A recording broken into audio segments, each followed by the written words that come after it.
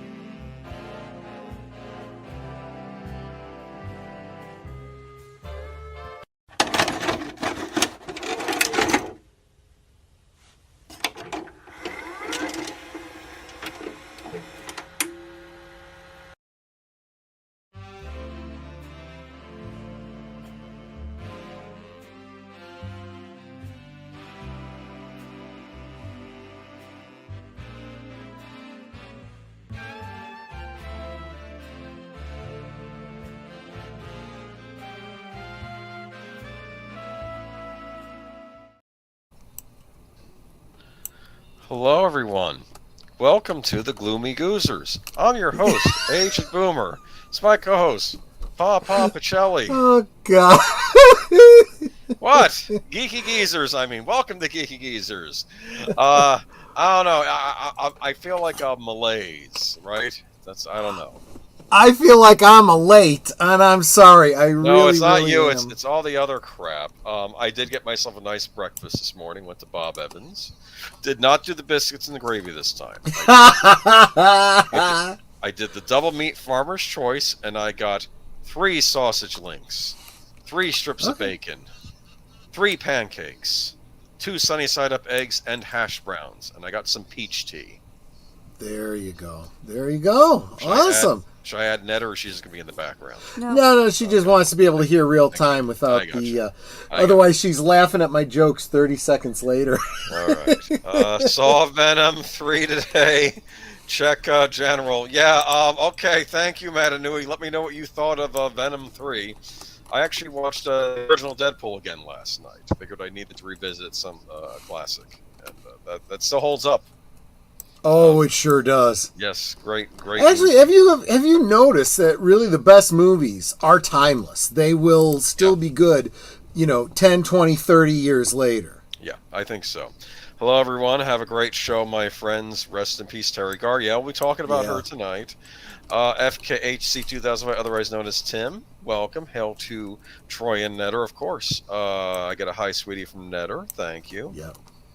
And let me see. Deleted scenes, unscripted raid. Welcome. Thank you. Deep Pensac, if I didn't start right. It's just not a Sunday without the Geeky Geezers. That's true. Connie Cleary, welcome. I have to say, though, I don't know, man. We got some stories to talk about tonight where, like, I don't want to... We've used the term black pill before, but, man, after hearing about the innards over at Disney... I don't know. I do still feel like, this is... Okay, I'm going to get a little graphic here, but have you ever had, like, a really painful, like, boil or like pimple, and it's just it's like pulling the side of your face or whatever wherever it's at, it's pulling your skin, and it hurts so bad, and then it lances, and of course, anytime you puncture the skin, that hurts for just a brief second, and then the relief is so it's like any minor pain you feel after that, it's like oh what a relief, I kind of feel like that's what's happening with the entertainment industry. We're at that point where it's about to lance. It's as bad as it can get. And I think a lot of things are going to be collapsing and vomiting up the goo, And we do have at least one article specifically addressing that. Maybe not in as colorful language as I just did. Okay, I hope so. Evening, gents. Bob Evans, good choice. Have you ever had the pot roast hash? No, I've never heard of that. I've heard of corned beef hash. It's funny. That was something likes corned beef hash, yeah. What? Netter really likes corned beef hash. I have never tried pot roast hash, but it sounds... have. Any good? Depending on who makes it, it's not good. You don't care for it? Okay. The stuff that comes in the cans I got once, it was Mary, I want to say Mary Evans or something was the name of the brand name. It wasn't very good. Okay. Well, they're specifically talking about Bob Evans here. And, I'm not the biggest fan of Bob Evans. I don't know. Actually, let's face it. It's gotten to the point where I'm not a big fan of any, restaurant anymore. Whether any it's chain, fast at food least. Okay. Any of the chains, none of that stuff. I'd rather make everything at home myself. Know what's going into my food.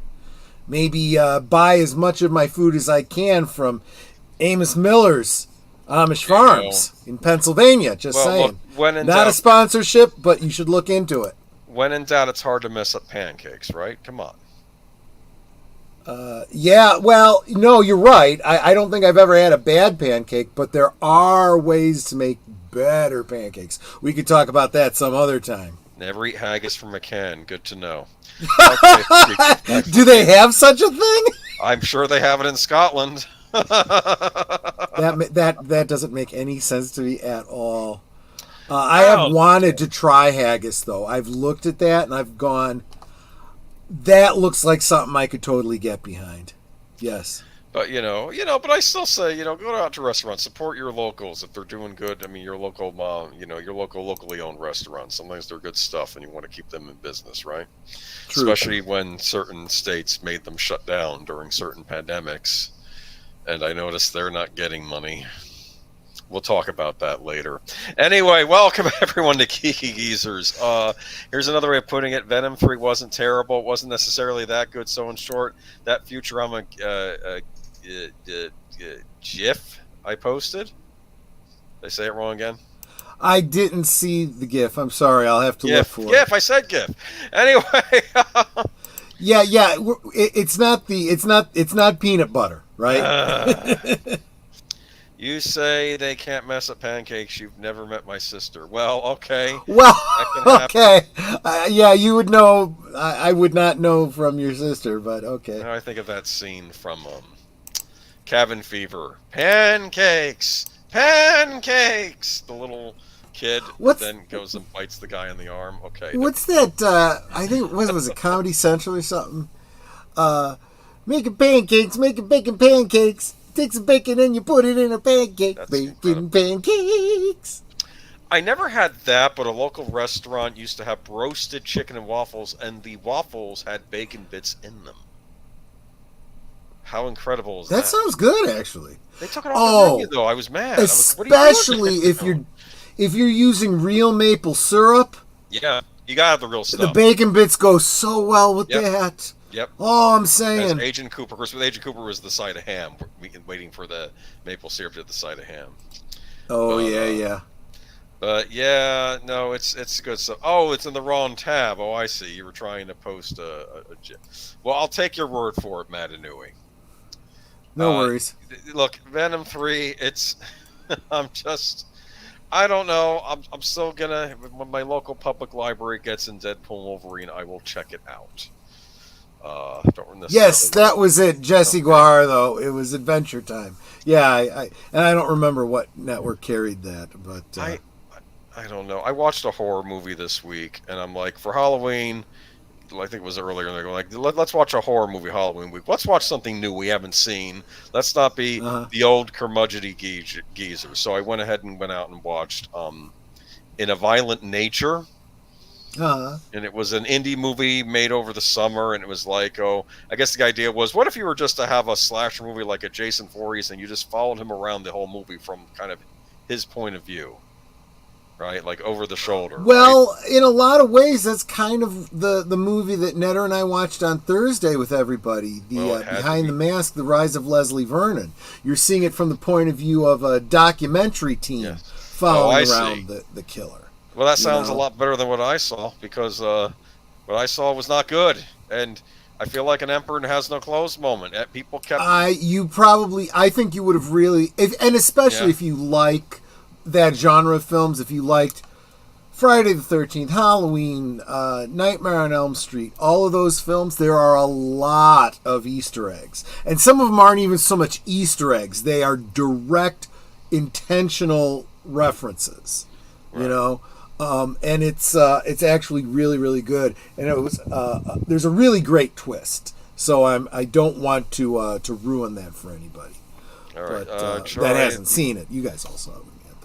He recommends White Bird. I have not seen it. Okay, keep hearing I'll look talk into about that. Heard people talk about the violent nature. I hated that movie. I was getting the concept, and I was like, oh, okay, this is just no. I don't know if deleted scenes have seen it. Don't pay money. Yeah, if you want to see a movie where the serial it wasn't a movie, Slasher. It was a series. Is the protagonist? Check out Dexter. At least the first several seasons of it was really, really good. Just no.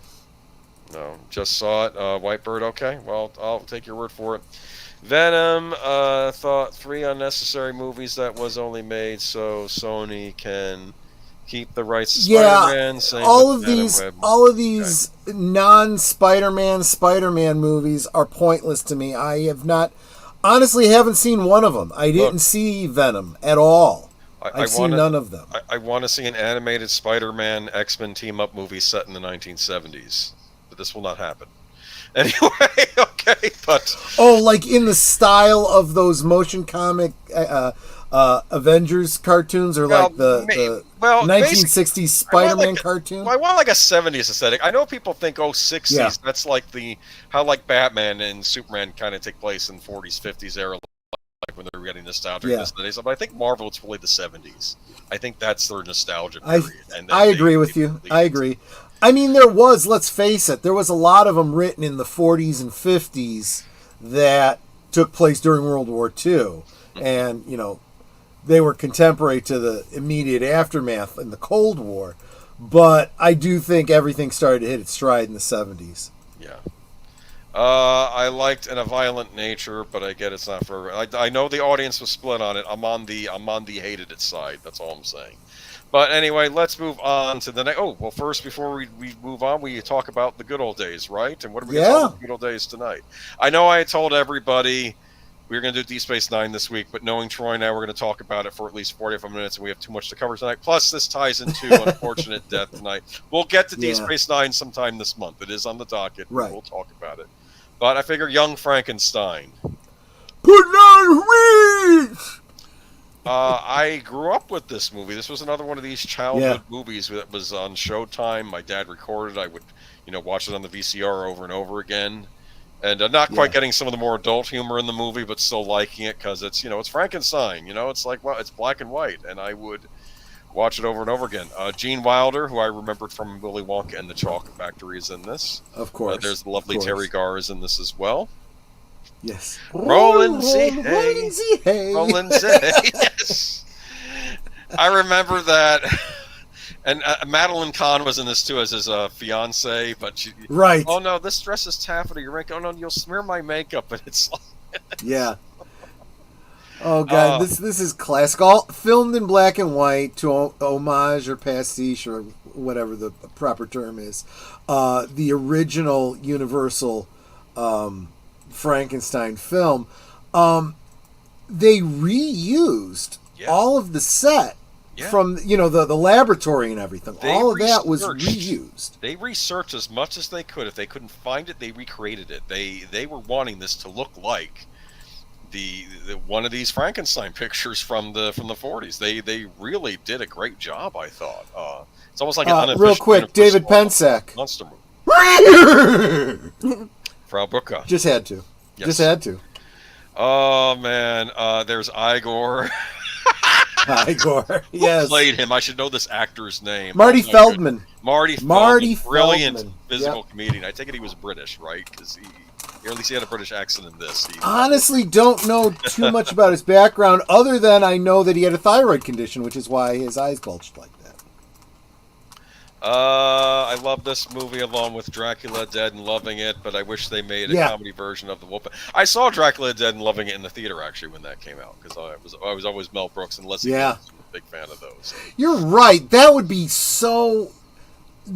brilliant. Someone, whenever they get around to being able to do comedy again, it would be great if they did a werewolf. Ryan Reynolds.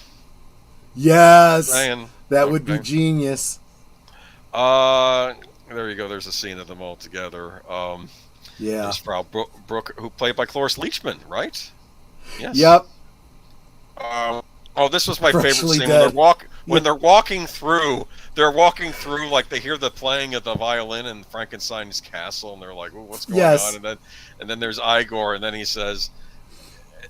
And he's just doing the yakata. He does some dance routine as soon as I say it. And what's funny about this is it also plays on, even though this wasn't something they did a lot back in the 40s, with the original horror films, they were starting to get into this concept of the, what do they call that in horror films? The jump scare. Jump scare. Jump scare. So this was like a comical jump scare when you're going through and then you see Marty Feldman. And you jump for a second and then you burst out laughing. Like even the old Universal horror movies, there would be, especially later on, there was a tinge of humor to them. Yes. I mean, they were still straight up horror movies, but they knew how to have a little tinge of humor in there. And Freshly Dead, yes, I love it, yes. It's kind of funny we're doing this right after Halloween. I'm still sort of in a Halloween mood, though. I don't know. Wait a minute, real quick. Geek Flag is saying most filmed scene in Young Frankenstein was when Igor bit Madeline Kahn's fur because every time he did it, the entire cast would burst out laughing. That is a brilliant scene too. And maybe it's this aura around Madeline Kahn, maybe, right? Because it makes me think of the bit from Clue. Where she's the flames around my face. Rising on my face. Yes. You just can't not laugh so hard. You have tears coming down your eyes. I hated her so much. Like flames rising across, and I got it. The French maid. It's just, oh man. Exactly. Destiny. No escaping that for me. Destiny. Yes. When he's in bed rolling around. Yes. Oh man. I mean, I almost think this is a play on Son of Frankenstein in a way, probably. But this, I guess, is. Well, there's elements of the Bride in here too. Yeah. They kind of covered all of it. This one. Oh yeah. With the hand and arm. Was that Son of Frankenstein or? It was Son of Frankenstein, the police constable with the wooden arm. So that's what I'm saying. They got the monster yanked it off his body. Remember, so he's stuck with the wooden. Right, and they got that in. So they really hit on all of the Frankenstein films. So talk about getting the details right. Imagine that you're doing a parody of something, and you take the time to make sure you completely and fully understand the details of the subject matter that you're working on. Just saying. Look at that, huh? Did you see Gene Wilder as Dr. Frankenstein? Frankenstein. I'm not a Frankenstein. He got very angry with the student at the beginning of the movie. Yes. Which, of course, this is a Mel Brooks production. So you get the whole German versus Jewish, sure, thing going there. Yeah, of course, a little bit. And it becomes the difference of whether or not you pronounce it Stein or Steen, right? Exactly. That's, exactly. And there's a wonderful scene when what is it? He has to go to Transylvania. That's where his castle is. Now we all know that's not where Frankenstein takes place, but you know why that's in this movie? It's so he can say, "Excuse me, boy, is this the Transylvania station? Yeah, can I give you a shine?" It's a play on the swing song, It's like exactly. Only reason that is even in this is so he can make that one joke, and it's brilliant. That's exactly. Well, and there was another element to it too. I had this conversation, and I don't remember if I was talking to Big Al about it or who I was doing maybe it was you even. We were talking about the Universal monsters and so forth, and what makes the the Universal Frankenstein different from basically everything else? Because there are elements of it that are truly trademarks of Universal. Yeah. And one is, where is it set? Right? I mean, there's an argument for where it's set in the Europe in general, right? somewhere maybe in the Balkan states. Could be Germany, don't know. Switzerland, could be Sweden, could be Germany. Exactly. Oh, it's just around there. So there is this idea in I don't know, parody, comical, especially childish stories. Transylvania is absolutely Dracula, right? Sure. So that's where Frankenstein is too, and that's where the werewolf is. All of it's in Transylvania. Transylvania doesn't exist anymore, so why not? Yeah, Frankenstein monster was interesting in Van Helsing and the Monster Squad. He's interesting in this movie too. Yeah. He has a moment at the end, like where he's trying to, he's like talking to the crowd. It's like, what are you doing? It's like, he's like, and they're straight. There's the wonderful Peter Boyle. The late great Peter Boyle, yeah. Oh, Peter Boyle. He was in one of the best X-Files episodes too. Brilliant actor. He was the best thing about what was that show where he plays the father? Raymond. Everyone Loves Raymond. Yes, Everyone Loves Raymond. He was the dad on that. In a village of the Bavarian Alps. Yeah. Right. What was funny though, I remember in what was it? There's a scene where they're having the courthouse, right, and the constable's in front of the townspeople, and Mel Brooks in the commentary said, I had to have them all speak with Cockney accents because as a kid I always wondered why are all these people like in these dramatic countries speaking with Cockney accents, Yeah. like the British accents. Gene Hackman's in this as the blind man, remember? Yes. Oh, the which scene. Was one of the classic scenes from the original Frankenstein, yeah. And like he pours soup for the monster and spills it on his lap, and he goes, Yeah. This is just a brilliant comedy. Gonna be hitting, I think, on its 50th anniversary. Jeez. Like in a month or two. Yeah. 50 years of Young Frankenstein. Hard to believe, huh? I think it came out Christmas time of 1974. That's when it released. I don't know if you saw this in the theater. You probably were too young at that point, right? Yeah, I don't think I saw it in the theater. I think the first time I saw it was with my grandfather because he was a big Mel Brooks fan. Oh yeah, brilliant. So it was either on TV or it may have been cable. I don't know for sure. I have a whole collection of his movies, and I have this in that set. I need to check out some of the ones I've missed. Like I need to watch Silent Movie. I don't think I've ever watched Mel Brooks's Silent Movie, but I do love High Anxiety. That was his riff on Hitchcock. That was brilliant. But yeah, there is something about Young Frankenstein, and of course we have here the putting on the Ritz sequence. Yeah. and of course it's they're this is how he debuts the monster, right? Before the public. They're going to do a tap dance number. In my mind, remember this was what year was this? Was this 70 something, right? 74 is when this came out. Yeah. 74. So this predates the Tacos putting on the Ritz redo in the 80s. Well, no. That's not even what I was getting at. What I was going to say is they did the King Kong remake in 76, I think. Yeah.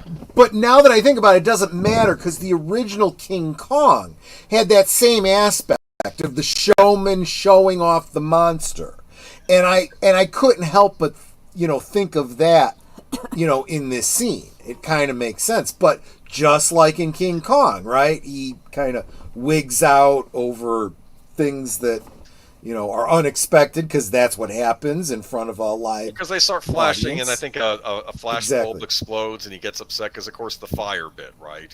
Right. And then the crowd starts throwing stuff at him, and I forget if Mel Brooks or some kid asked him. Maybe he answered, "It's like, well, what?"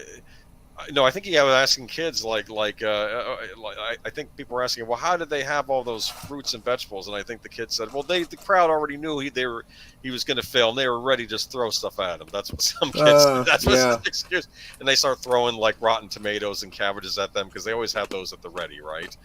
They always have them ready, just in case. You never know. I think if you see this movie as a kid, you read it differently, though, right? You're really on the monster side, right? You know, it's.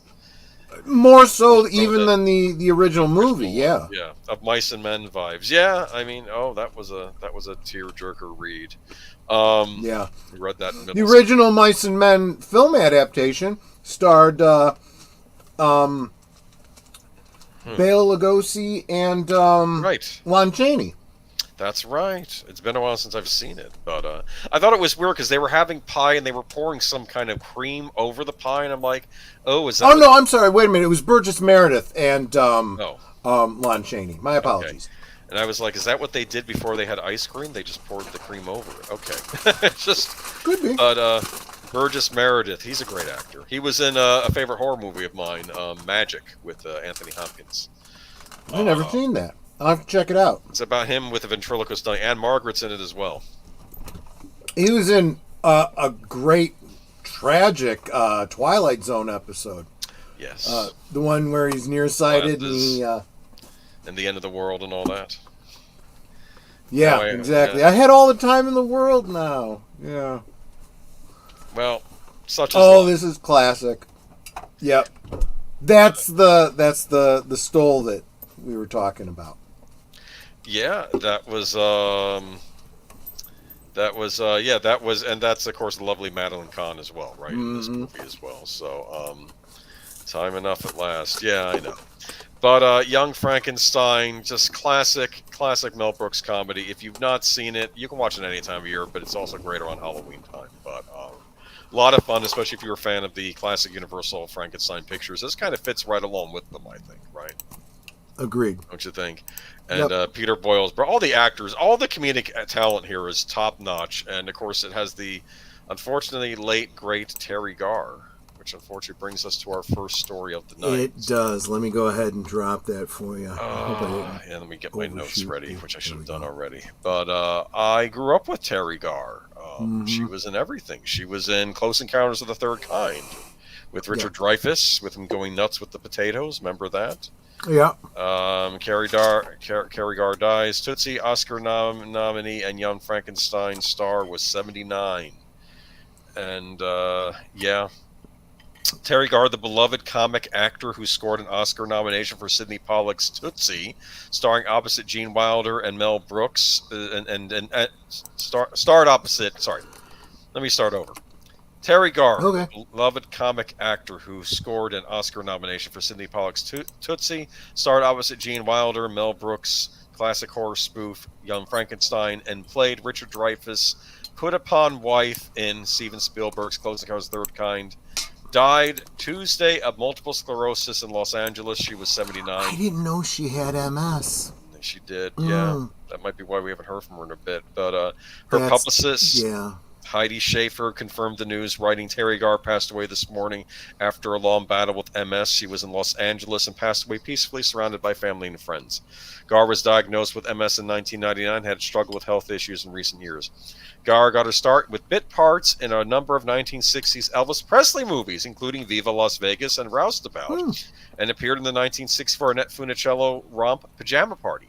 She continued to land small movie roles throughout the decade and also appeared on an episode of classic TV series Star Trek as a secretary in the popular 1968 episode Assignment Earth.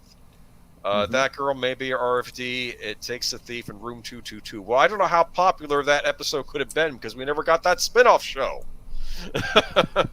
You know that was a pilot. It was another one, and there was a lot... I don't know if you have a lot of them that before that, but since then you've had a lot of these backdoor pilots within other TV shows. Mork and Mindy from Happy Days, Laverne and Shirley from Happy Days. You know, a lot of these shows that get the characters introduced and then they'd spin them off. Not introduce them for a few episodes in one season, see how they rate with the audience, and then put them on something else. Yeah, exactly right. But Yeah, and Big Al and I were talking about this last night. If you've ever seen that episode of Star Trek Assignment Earth, it was essentially American television's answer to Doctor Who is what it would have been. Yeah. I like that episode, and I would have watched the spinoff had they done it. Yep, but, me too. In the early 70s, she recurred on the Sonny and Cher Hour and guested on MASH, The Odd Couple, The Bob Newhart Show, Barnaby Jones, and other popular series, but her breakout came in 1974. She appeared in Francis Ford Coppola's Best Picture Oscar nominee, The Conversation, playing the girlfriend of star Gene Hackman, and later that year landed her most famous role. Garr starred as Inga, who becomes the lab assistant to Wilder's Dr. Frederick Frankenstein, if you please. Exactly. Hold on, I lost my spot here. Frankenstein, if you please. I didn't know she was on the Bob Newhart Show, too. And if you smash hit comedy Young Frankenstein, serving as Brooks' follow-up to Blazing Saddles, its stellar cast included Cloris Leachman, Marty Feldman, Peter Boyle, Madeline Kahn, and Hackman in a memorable cameo. Her sweet, somewhat naive, or not, and oddly accented character had no shortage of memorable lines. Who could forget, would you want to have a Rowlands hay? Yeah. He would have an enormous Schwanstucker. Or put the candle back. Yes. The film won critical acclaim, was a huge commercial hit, later being resurrected as a Broadway musical. I saw a local production of that years ago. It was a great time. The mid-70s found Garr doing guest shots on other hit TV shows such as McCloud and Maude before she co-starred opposite George Burns and John Denver in Carl Reiner's 1977 comedy feature Oh God. Just weeks later came the release of that's right. Yeah. Yes. Oh my gosh. She's been in a lot of movies I remember growing up. Steven Spielberg's release of Close Encounters, alien film in which she played Ronnie Neary, who tried to hold her young family together as her husband Dreyfuss obsessed over a shared vision that ultimately runs off to chase it. Close Encounters of the Third set multiple box office records and became the top-grossing Columbia Pictures movie in history at that point. Garr continued to work in films as the 1980s dawned, co-starring in the big screen with The Black Stallion, Coppola's One from the Heart, and John Schlesinger's comic romp Honky Tonk Freeway. Her next role would be among her most famous. Garr played Dustin Hoffman's sort of girlfriend in Tootsie, 1982, Pollock's Best Picture Oscar-nominated cross-dressing comedy about an out-of-work actor Hoffman who lands a plum soap opera role while disguised as a woman. Dorothy Michaels became an overnight sensation, and hijinks ensue as Hoffman's Michael Dorsey struggles to keep his secret while being courted by clueless older men. Garr's Sandy Lester auditions for the fictional soap, became Dorsey's lover while he secretly longs for their secret co-star Julia, played by Jessica Lange, who went on to win the supporting actress Oscar over Garr. Also starring Dabney Coleman, Charles Durning, and Bill Murray, the film was an enormous commercial hit, surpassing Close Encounters as Columbia's top-grossing film. She also starred with Jackie Gleason and Carl Malden in The Sting 2, and as Michael Keaton's ad executive wife in the role reversal comedy Mr. Mom, both in 1983. Penned by nascent filmmaker John Hughes, the latter's cast also included Martin Mull, Ann Gillian, Jeffrey Tambor, and Christopher Lloyd. Around that time, Garr became guesting on NBC's burgeoning talk show Late Night with David Letterman. Her frequent flirty, faux-bickering visits, more than 24 over the 11 years, were comic gold, with a nearly blushing David Letterman often barely able to contain his glee. She also appeared on David Letterman's second annual Holiday Film Festival in 1986 and later guested on the CBS follow-up show Late Show with David Letterman about half a dozen times from 1993 to 2008. Watch them in a 1980. In the sit down here. And Garr continued to work in movies and television in 2010s, famously recurring as Phoebe's mother on Friends, and also guest starred in TV's ER, Frasier, Sabrina the Teenage Witch, and others. She was a series. Funny thing is that casting as Phoebe's mom, she was just perfect. You could, I mean, they resemble each other enough that you could see them as mother and daughter, but their characters were very that was just spot on. Oh, look at this. She also had a second career as a voiceover actor on TV tunes including King of the Hill, Legend of Prince Valiant, Dr. Katz, Professional Therapist, 2 Scooby-Doo series, and as Mary McGinnis on Batman Beyond. She was the mother of Terry McGinnis, the one who took over as Batman in the horrible dystopian future on that show. But I forget. She was she later had a second career as a costume designer, wardrobe staffer. Whose credit includes Linda Garr. Her mom was Phyllis Lynn Garr, who was a wardrobe person. Okay, cool. I mean, we could go on and on, but no, she but we don't have to, because I also included this one. I'll read from it. David Letterman, Michael Keaton, Richard Dreyfuss, Steve Martin, all of these celebrities remembering her. She had a big impact on the people she co-starred with. Yeah. David Letterman is calling Teri Garr, who died Tuesday, one of his all-time favorite guests, while Garr's Mr. Mom co-star Michael Keaton laments a day I feared and knew was coming, and Richard Dreyfuss, who co-starred with Garr in Close Encounters of the Third Kind, remembers her as vibrant, playful, and so funny. The late, great Teri Garr, who brightened everything from sitcoms, Batman, That Girl, Friends, to variety shows, Shindig, Sonny and Cher, and Comedy Shower, talk shows. She did them all, but her classic appearances on Letterman can't be beat, and some of the funniest movies ever made, Young Frankenstein, Toots, and even the occasional drama. I adored her, tweeted Dreyfuss. She was vibrant, playful, and so funny. Michael Keaton, this day I feared and knew was coming. Forget about how great she was as an actress and comedian. She was a wonderful woman, not just great to work with, but great to be around, and go back and watch her comedic work. Man, she was great. Rest in peace, girl. In a brief post on Instagram, Letterman writes, remembering one of our all-time favorite guests, accompanied by a clip of the talk show host introducing Garr while giving her a standing ovation. Oh man, this is devastating, tweeted Paul Feig, who directed Garr in Unaccompanied Minors. Teri was a legend, so funny, so beautiful, so kind. I had the honor of working with her in 2006, and she was everything I dreamed she would be. Truly one of my comedy heroes. I couldn't have loved her more. This is such a loss. And Michael Keaton, who co-starred with Garr in 1999's Kill the Man. Michael McKean, excuse me, who co-starred with Garr in 1999's Kill the Man, wrote, I will always love Teri Garr. Producer Gail Ann Hurd wrote, a truly fantastic actor in person. We worked with her briefly on Dick, and I'll never forget her. Valiant as she dealt with the ravages of MS, never complaining, terrified she'd lose her SAG, Screen Actors Guild health insurance. We live in a country where Teri Garr had to worry about that. Well, like you've often said, right? We think, oh, these actors and these famous writers or whatever. No, they can get hit with costs too, especially when they're in their later years and can't find the work they used to. Yes. This is what so many people fail to understand, that fame and fortune are not one and the same. They generally go hand in hand, but they are not synonymous. And you can be very famous and also very poor. And if you see somebody that's, on all the covers and, biggest movie of the year and so on and so forth, they may be very wealthy now, but if they don't continue to follow that up with acting gigs, that does not last long. No. And she worked for a while and people loved working with her, but I guess the disease took its toll. But one of the other, and that was the other thing we talked about when we were talking about the SAG-AFTRA strikes. Mm-hmm. People also have to remember that they're not, yes, they make a lot of money. It's a one-time lump sum kind of a thing for gig actors. These guys are contractors, just like I am. I'm not an actor, but I am a contractor, and I make money for doing a job, but I don't get any paid time off. I don't get any insurance. I don't get any of that kind of stuff. Right. And so if something happens, hopefully you have the money or you have some other kind of insurance somewhere. Yeah.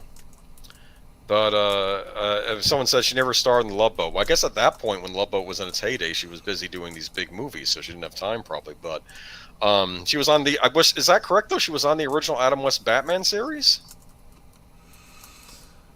It looked like yes, in that she played one of the henchwomen. Henchwomen. Yes, yeah. I liked how all the villains had an attractive henchwoman on their side. It wasn't necessarily a romantic interest. That's what nobody got about Harley Quinn in the original Batman the Anime series. That was kind of going with the tradition of the henchwomen that were on. Yeah, exactly. The Adam West show. You don't take the whole romance aspect of it too seriously. Well, I think they played with that later on, but in the beginning, no, she's just a henchwoman. Mr. Freeze had henchwomen; they were funny too. That's right. No, I'm trying to remember though, and so she can be credited as being on both the Adam West show and on a DC animated Batman show. That's true. Her and Adam West. Adam Absolutely. West played the Gray Ghost on Batman the Animated Series. That was a great we were episode. talking about that earlier, Space Fraggle. She was in the episode Operation Earth? Yeah. Operation Earth? Yeah. I just said it a little while ago. It was basically an alien on Earth, but he was trying to stop bad things. Actually, no. He was born on Earth, raised by aliens in a distant galaxy.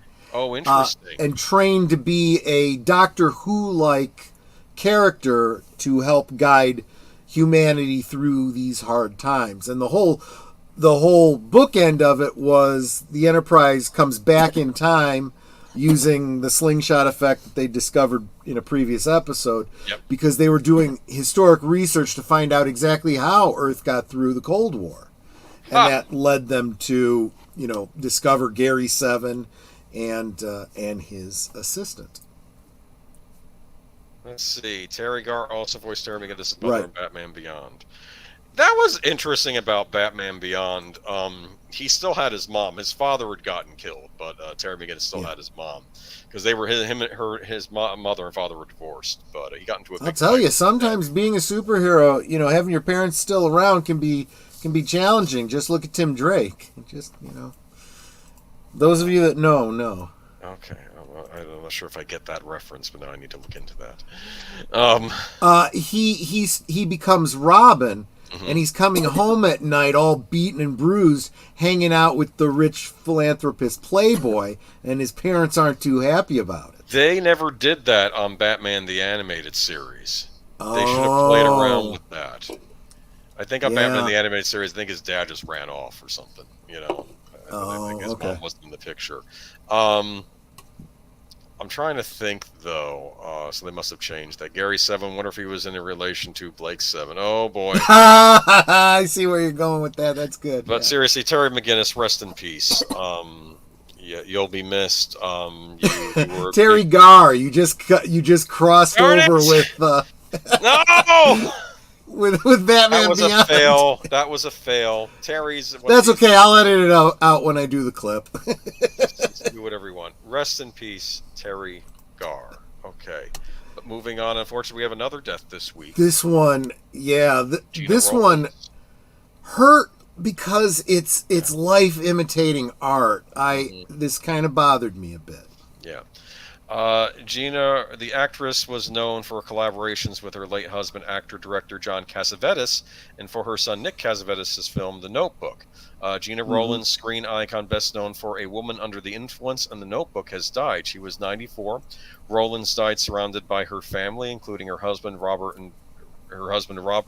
and daughter Alexandra, at her Indian Wells, California home on Wednesday, August 14th, reports TMZ, adding that no cause of death was immediately available. Her son, Nick Cassavetes' agent's office also confirmed the news to People.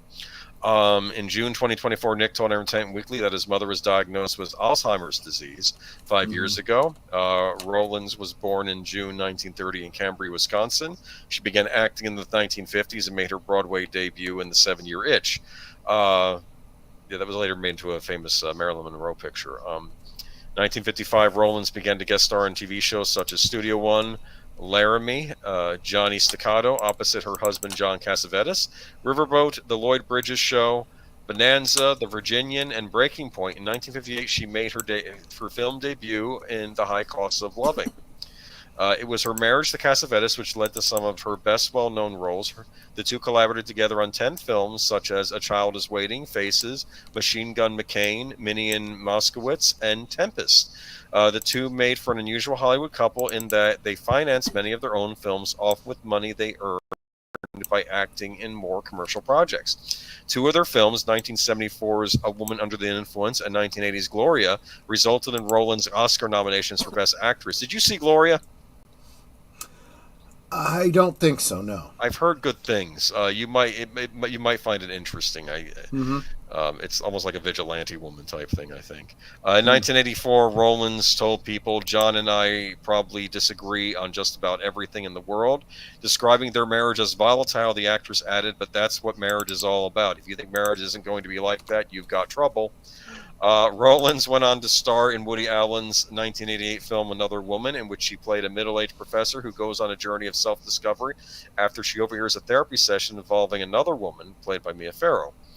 She gained acclaim for her 1985 made-for-TV film An Early Frost and 1987's TV film The Betty Ford Story, in which she played First Lady Betty Ford. She won an Emmy Award for her performance. Yes, I think I do think I saw that. I mean, that was good casting. Yeah, that was back in the old days where they would, they would just attack the other side all the time. Anyway, in 1992, she won her second Emmy Award for A Face of a Stranger. Her third Emmy win came in 2003's HBO film Hysterical Blindness. The actress also worked alongside her children, including Nick Cassavetes' 2004 film The Notebook. In 2007, she acted opposite Parker Posey in the independent film directed by her daughter Zoe Cassavetes, Broken English. In 2015, she was awarded an honorary Oscar and accepted the award at the Governor's Awards that year, thanking her late husband for his contribution to her many successes. You know what is wonderful about being an actress, she said in her acceptance speech? You live many lives. Rowlands was married to John from 1954 until his death on February 3rd, 1989, from complications of cirrhosis at 59. The two met while at the American Academy at Carnegie Hall where they were both students. Rowland admitted in 2016 interview for T Magazine that she found Cassavetes to be really good looking while they were both at school, but she didn't allow herself to be swayed by his good looks. The one thing I never wanted to do was fall in love or get married or have children, she said. I wanted to act. Cassavetes introduced himself after a student performance she was in. Rowlands revealed it would take the actor-director 3 years to convince her to be with him. When asked how he managed to woo her, Rowlands told the magazine, life has its little surprises. The couple had 3 children together, Nick, Zoe, and Alexandra. Rowlands remarried in 2012 to retired businessman Robert Forrest. Rowlands revealed in a 2016 interview with Variety that her favorite film with her late husband was A Woman Under the Influence. You were dealing with a woman who was a little wacky to begin with, and she was obsessively in love with her husband, Rowlands said. She got into such real trouble from her own psyche that she had a major nervous breakdown. I found it so touching, she continued. Rowlands also revealed she was surprised by the success of The Notebook, in which she played an older version of Rachel McAdams' character, Allie. I didn't think it would have that kind of impact, she said. I think it was such a big hit because it was about the realization that love can last your whole life. You don't see it depicted that way a lot. And I guess for her and Nick Cassavetes, that was true as well. I mean, I was just thinking that. I was just looking at the end of life story, but it sounds like the beginning of their relationship was very, very similar. If you've ever seen The Notebook, there's some things I don't care for about The Notebook, but ultimately it's this idea that maybe somebody's with someone they're not supposed to be, and it takes time to get things worked out. Right. And once you do, it's solid. And big spoiler, but I think because of what I've been saying about her, you kind of know how The Notebook ends. The whole story is that she has dementia and she's losing her memory of the man that she loves, that you've seen throughout the story that you've seen unfold throughout this movie, and it is just a heartbreaking. It's one of those movie endings that just leaves you in tears. And it really, really does sound like a very, very similar thing may have happened here in her real life. Yeah, and unfortunately, this does affect many Americans, or many people, but not just Americans, people all around the world do have to live with Alzheimer's and other forms of dementia. So, we should give them and their caregivers, be as nice as we can to people going through all that. But it's funny. She mentioned I didn't want to get married, didn't want to have children. You did both, but you still had your actor career. You still had a career as an actress too, though. So there you go. Another living legend we lost. Another big 70s actress, actually. So we lost 2 of these big 70s, 80s stars. Yeah. Well, I mean, I hate to say it, but you kind of have to expect So time marches on. Yeah, well,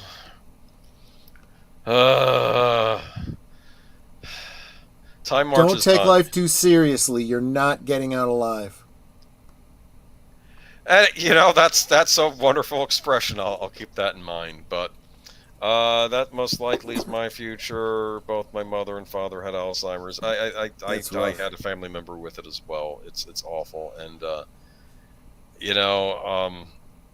it's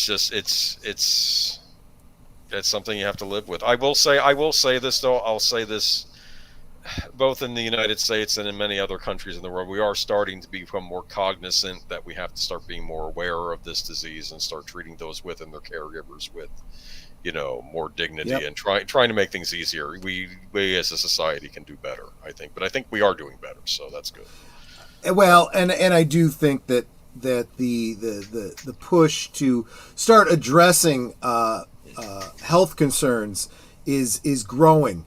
And getting our responsibilities and our priorities correct. Right. The whole Make America Healthy Again movement, I feel very, very strongly about. Maybe we should be paying more attention to things like cancer, Alzheimer's disease, Parkinson's, and so forth. And maybe quit trying to make people wear stupid masks and get jabbed with experimental drugs and, killing people's pets because they might possibly, in theory, be carriers of a disease that animal has never had in North America in the history of ever. I just want to say, where is PETA during all this with the certain squirrel? That's all what I've been wondering. Don't even get me started on PETA. They're the biggest proponents for euthanizing animals. They're the biggest hypocrites. So. Whatever. Rest in peace, David Harris, the Warriors, a Soldier story in my Billy Boo. I'll look into that for next week. I didn't realize. Have it in my family too. Aged boomer, do word searches and crosswords puzzles help. Yeah, it's funny. I remember Nintendo used to have this series called Brain Age for the Nintendo DS, and the idea was about keeping your brain fresh by doing things like puzzles and trick things. Mm-hmm. They made it for the DS, and it was actually made by a professor in Japan. Now I don't know how much it helped, but I figured it couldn't hurt, right? The idea I'll tell you, maybe I'm on a good path here because I'm constantly doing this puzzle, trying to figure out the whole YouTube algorithm, constantly. Towards the end, my mother thought I was my sister's son, except for the last day I saw her before she died. She took and said, "I know you're my baby." What I've heard about Alzheimer's, sometimes the memory, sometimes it goes back and forth, right? Like if there's like a trigger, they can. Yeah. I don't know. Definitely, you got to see. You've got to see this movie, The Notebook. The Notebook, yeah. That's a big part of it. You see the memory go in and out, and it's tough. You got to definitely check that movie out. Definitely.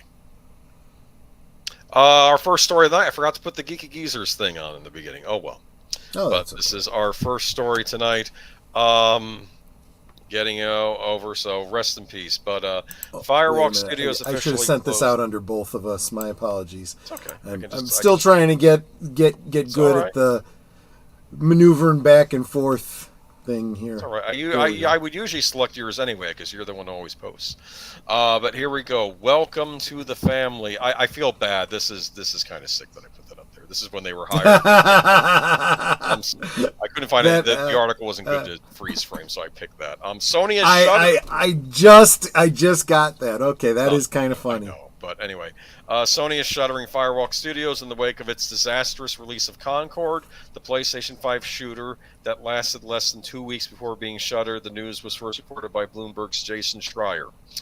Firewalk Studios closure follows the reported departure of director Ryan Ellis, who stepped down after Concord was taken offline. Sony Interactive Entertainment publicly posted the internal email from Studio Business Group CEO Herman Holst with a statement on the closure, which you can read below. Holst wrote that Sony Interactive Entertainment and that's what the SIE stands for, had spent considerable time these past few months exploring all our options. Both ultimately decided to sunset the studio, which it acquired in April 2023. The EMA also announces SIE's decision to close Neon Koei, a German studio working on a mobile action game. So, yeah, they're done. I guess this is it for the Concord story. Yeah, I mean, and this is, again, these people trying to continually push for these lecturing, change society type forms of entertainment. Wasn't it Kevin Feige who said something about you can't get the message out if people aren't consuming the art you're creating? You can't. It's the propaganda doesn't work when nobody wants to watch the propaganda. Yep. Another Sweet Baby Tainted studio bites the dust. Yeah. And that's it. There is a sociological component to this. I don't know if you're referring to this or a prior topic, but yeah, they're done. They're not coming back. Disney will buy the rights. No one's buying the rights to Concord. Apparently, Amazon had a series in pre-production. I don't think that's going to happen now. But no, Concord's gone. This was a disaster, and I've often said that people say "get woke, go broke" isn't a thing. Well, I say, well, it is. It isn't a thing until it is, and I think in this case it was. I'm not saying that's the sole reason this game tanked, but that didn't help. Yeah. I mean, every single time it plays out, companies go broke. They're continuing to go broke because they went woke. There is maybe one example where it paid off, and that's Barbie. That was lightning in a bottle. It got people. I don't see that happening ever again. I'm sure they're attempting a sequel, though. I did want to mention, though, with what was I going to say? With Sony, though, even though this is a disaster for them, I will say that maybe I have to give them some credit for at least admitting they made a mistake. Yep. They did refund everybody that bought it. You got your money back. I don't think Microsoft did that with Redfall, which they should have. So Xbox. So they did refund the money. They're closing it. This was a disaster. Y'all got to move on. And we are going to be looking at a number of other articles as we're going through of companies struggling and why they're struggling, and people are realizing this. They're getting rid of their DEI departments, at least the companies that want to continue to exist. Yeah. The ones that don't will keep doubling down until they end up having to close up. Next year should be interesting to see where all this is during the year. If it will finally die out or if they'll double down. I don't quite know yet. But we're going to get into more of that later because we have a bombshell conversation that was on the Clifton Duncan podcast, which I had apparently missed months ago, but it was being reported on WW Pro this week. That's how I found it. Yep. Now time to move on to Dragon Age, another article that didn't have a big enough picture for me to use. This is not from this. Am I posting the wrong link? My apologies. BioWare, I think, no, it's Smash JT. That's what we want. Oh, yeah, okay. Yeah. And I didn't want to shorten this URL because I want to make sure that we give attribution to Smash JT. I will link it below. I will definitely link to the article when I put up this clip. Yeah. So that's just real quick, a little plug for Smash JT. This guy is on the front lines of fighting the culture war to save gaming. And if I'm pretty sure everybody here knows who Smash JT is. If not, check out his YouTube channel. Check out the article. It links to, he goes into more detail on his YouTube video about this as well. Yeah, this is a clip I have here from. This is not from the latest Dragon Age. This was from Dragon Age Inquisition 10 years ago.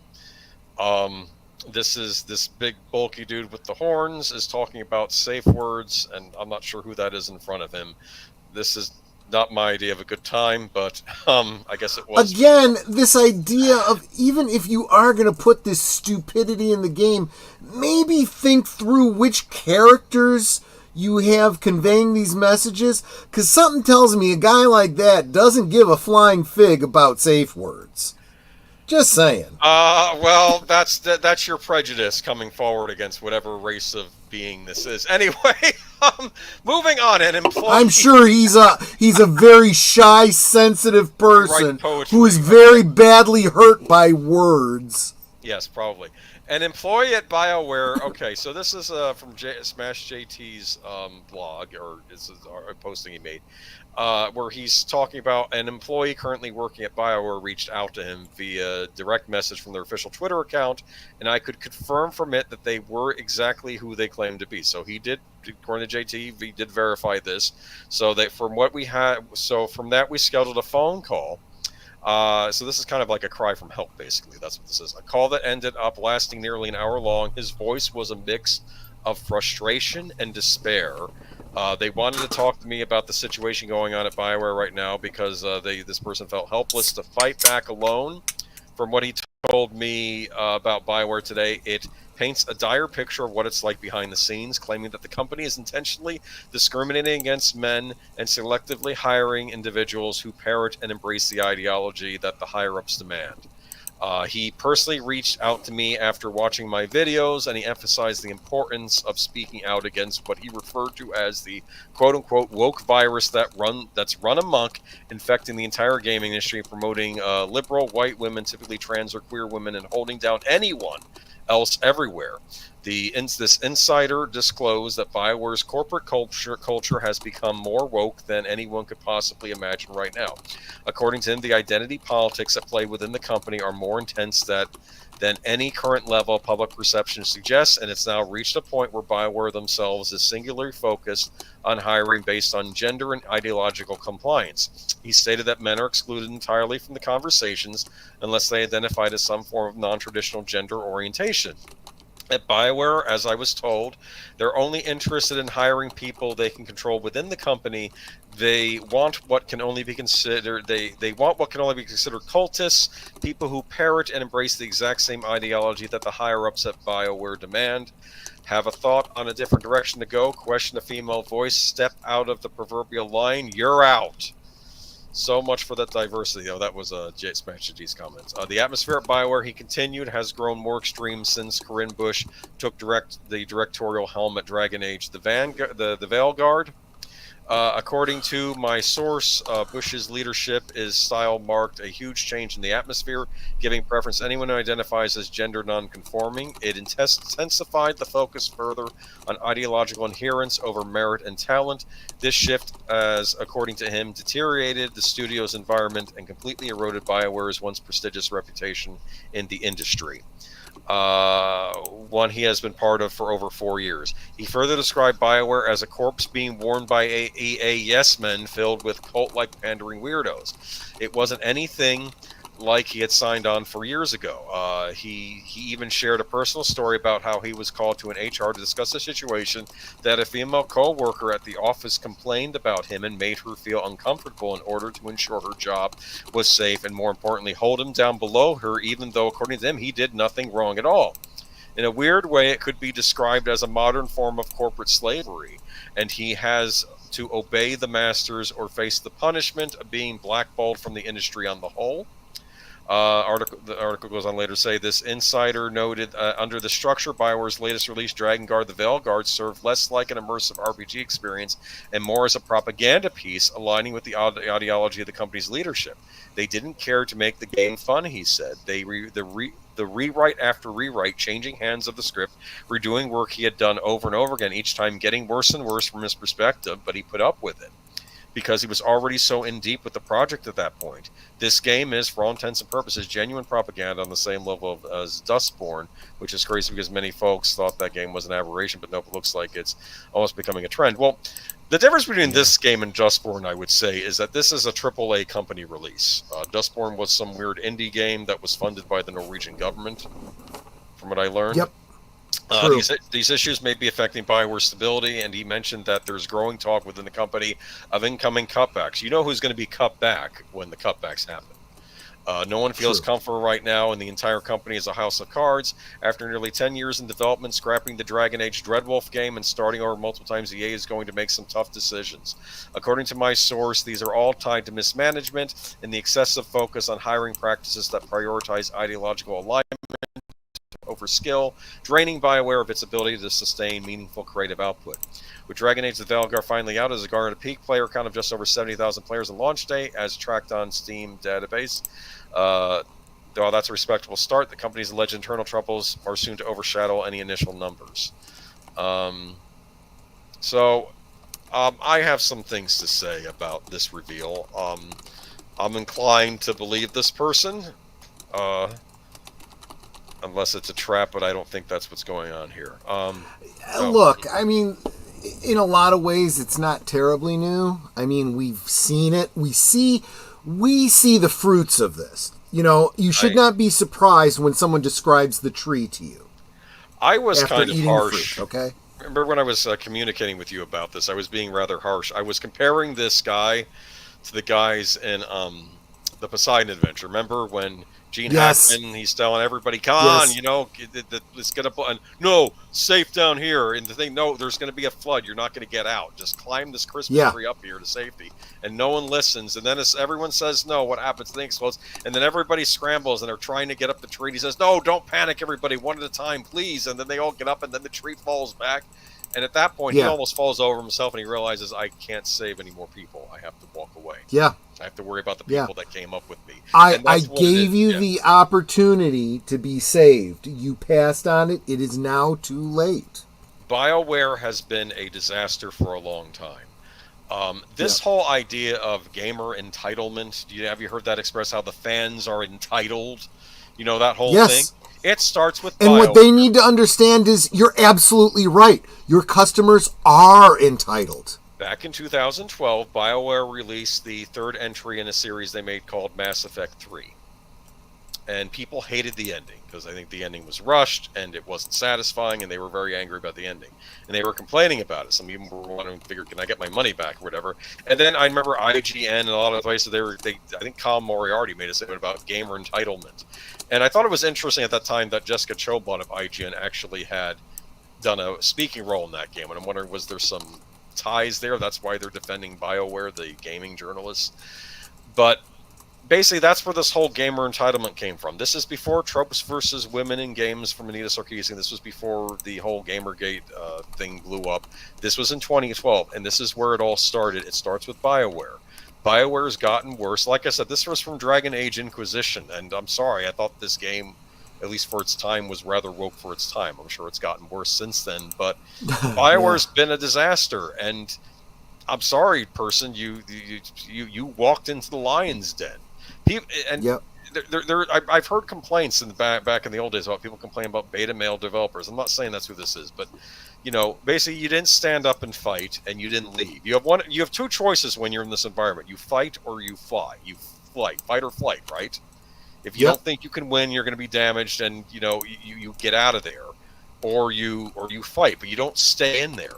I don't know if he's expecting a severance package or something, because there's no reason to, because they're after you. I know you think that you can apply and just say yes and they're going to leave you alone. No, because you are the demographic enemy in this group. You have to be ousted. Am I wrong here? No, absolutely right. They're and trying again, to create out. Yeah. And again, this goes back to what I was saying. There is a certain entitlement. The person who pays the bills gets to dictate what happens with that money. You know, I think our taxed public needs to learn that we, the people, are supposed to be the ones in charge of the government. But it is so acutely true in a capitalist society. When you consume the product, when you are the person buying the product, you get to tell the company, I will buy more of it if you do this. I will buy less or none of it if you do that. And you don't get to say, well, that's just too bad. Well, you can say that if you want to go out of business. Look at this. Darth Plato. Have you heard? Did you know about this? You're a theater person. Same thing happened in the French Revolution. Theaters were deemed ancient regime, and not revolutionary enough, and so theaters were charged so that a trio of actors would come out and give lectures about the values of the revolution. This so is exactly going to the. That's now. This is exactly why Santayana said those who will not learn from history are destined to repeat it. People make the same mistakes over and over and over again. Every time the revolution comes along, power to the people, and, everybody, peace and love, kumbaya. We saw a little tiny play out of this at that whole CHOP back 4 years ago, back in 2019, 2020. A bunch of people said, we're going to take over this public land and we're going to farm it. And they start spreading around dirt on cardboard boxes or something. It's like, you people are idiots, The bleeding hearts and the artists, I just want to make my art. I want you to leave me alone and not oppress me. And then they usher in the revolution, and they're the first ones wiped away because they're not producing anything that the new regime wants. Didn't Robespierre? Congratulations. Didn't Robespierre lose his head also? Yep. They'll turn on each other when they're done coming after us. That's what they do. I said it before. I'll say it again. DEI. Who are the first ones lined up after the revolution? Just look into it.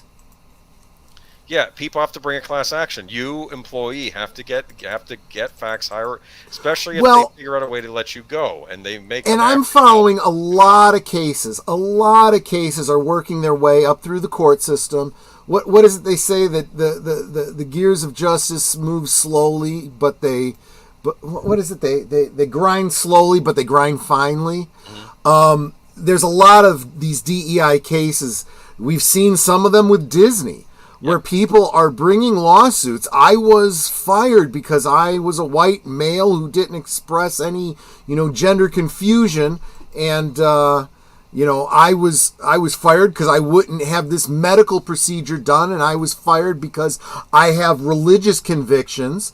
And guess what? There are laws that protect you against that. That is what your HR department is supposed to exist for. Not to protect the employees, to protect the company from getting sued by the employees. Yeah. Well, their job is to limit the corporate, liability. Don't do stupid stuff. I mean, of course, it's as simple as, don't hit on, the girl that works for you. You're going to get, you're going to get charged. But it's also, don't fire somebody for a reason that is protected under the law. Yes.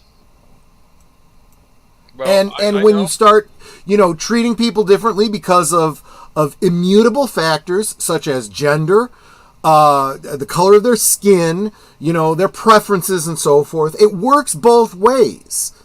You can't discriminate against someone because they're gay, but you also can't discriminate against someone because they're not gay. Yes, you have to.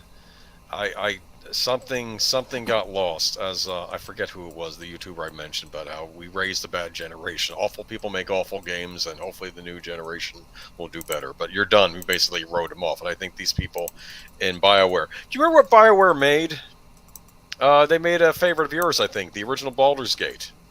But that was a long time ago, with much different people working for the company at the time. Well, I used to love, the early EA games. Maybe it goes before EA acquired them. Yep. But Maxis created The Sims, which I used to love.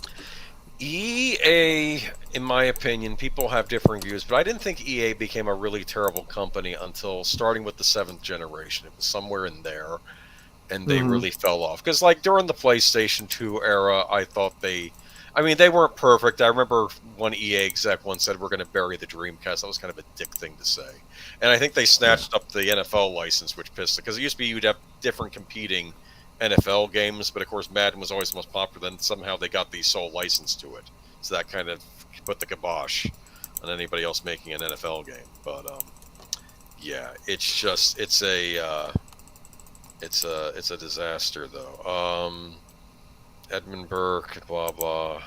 But yeah, I don't know. This was from Dragon Age Inquisition 10 years ago. This picture.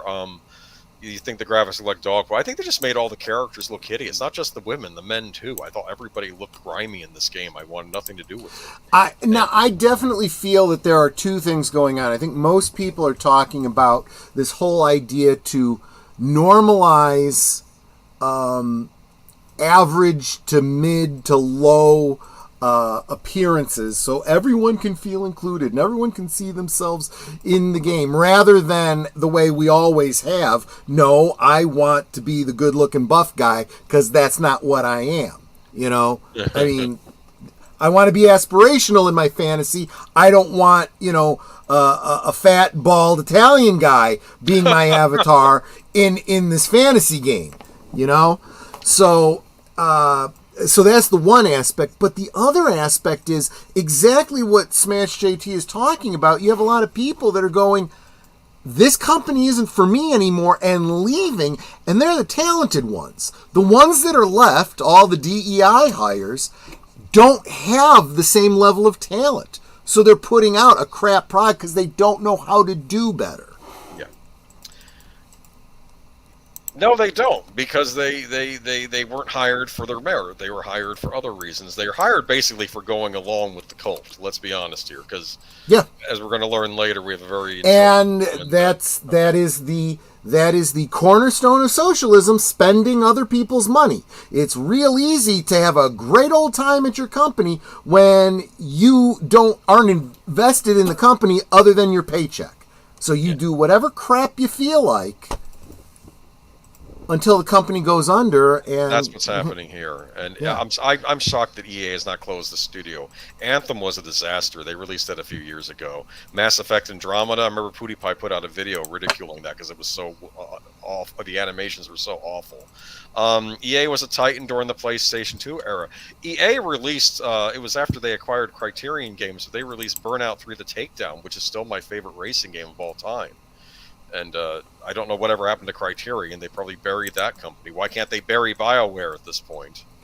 Right. Or maybe you might want to make your little companies healthy and just hire the right people to run them, and then you can have popular games that people want to play and everybody's happy. And said nobody's happy. I guess there's some people buying this game. I don't know. But moving on. Oh yeah. Yeah, this one. This one is, you scratch your head at this because you go, I see the virtue signal. I also see. Let's read it. I'll comment later. Okay.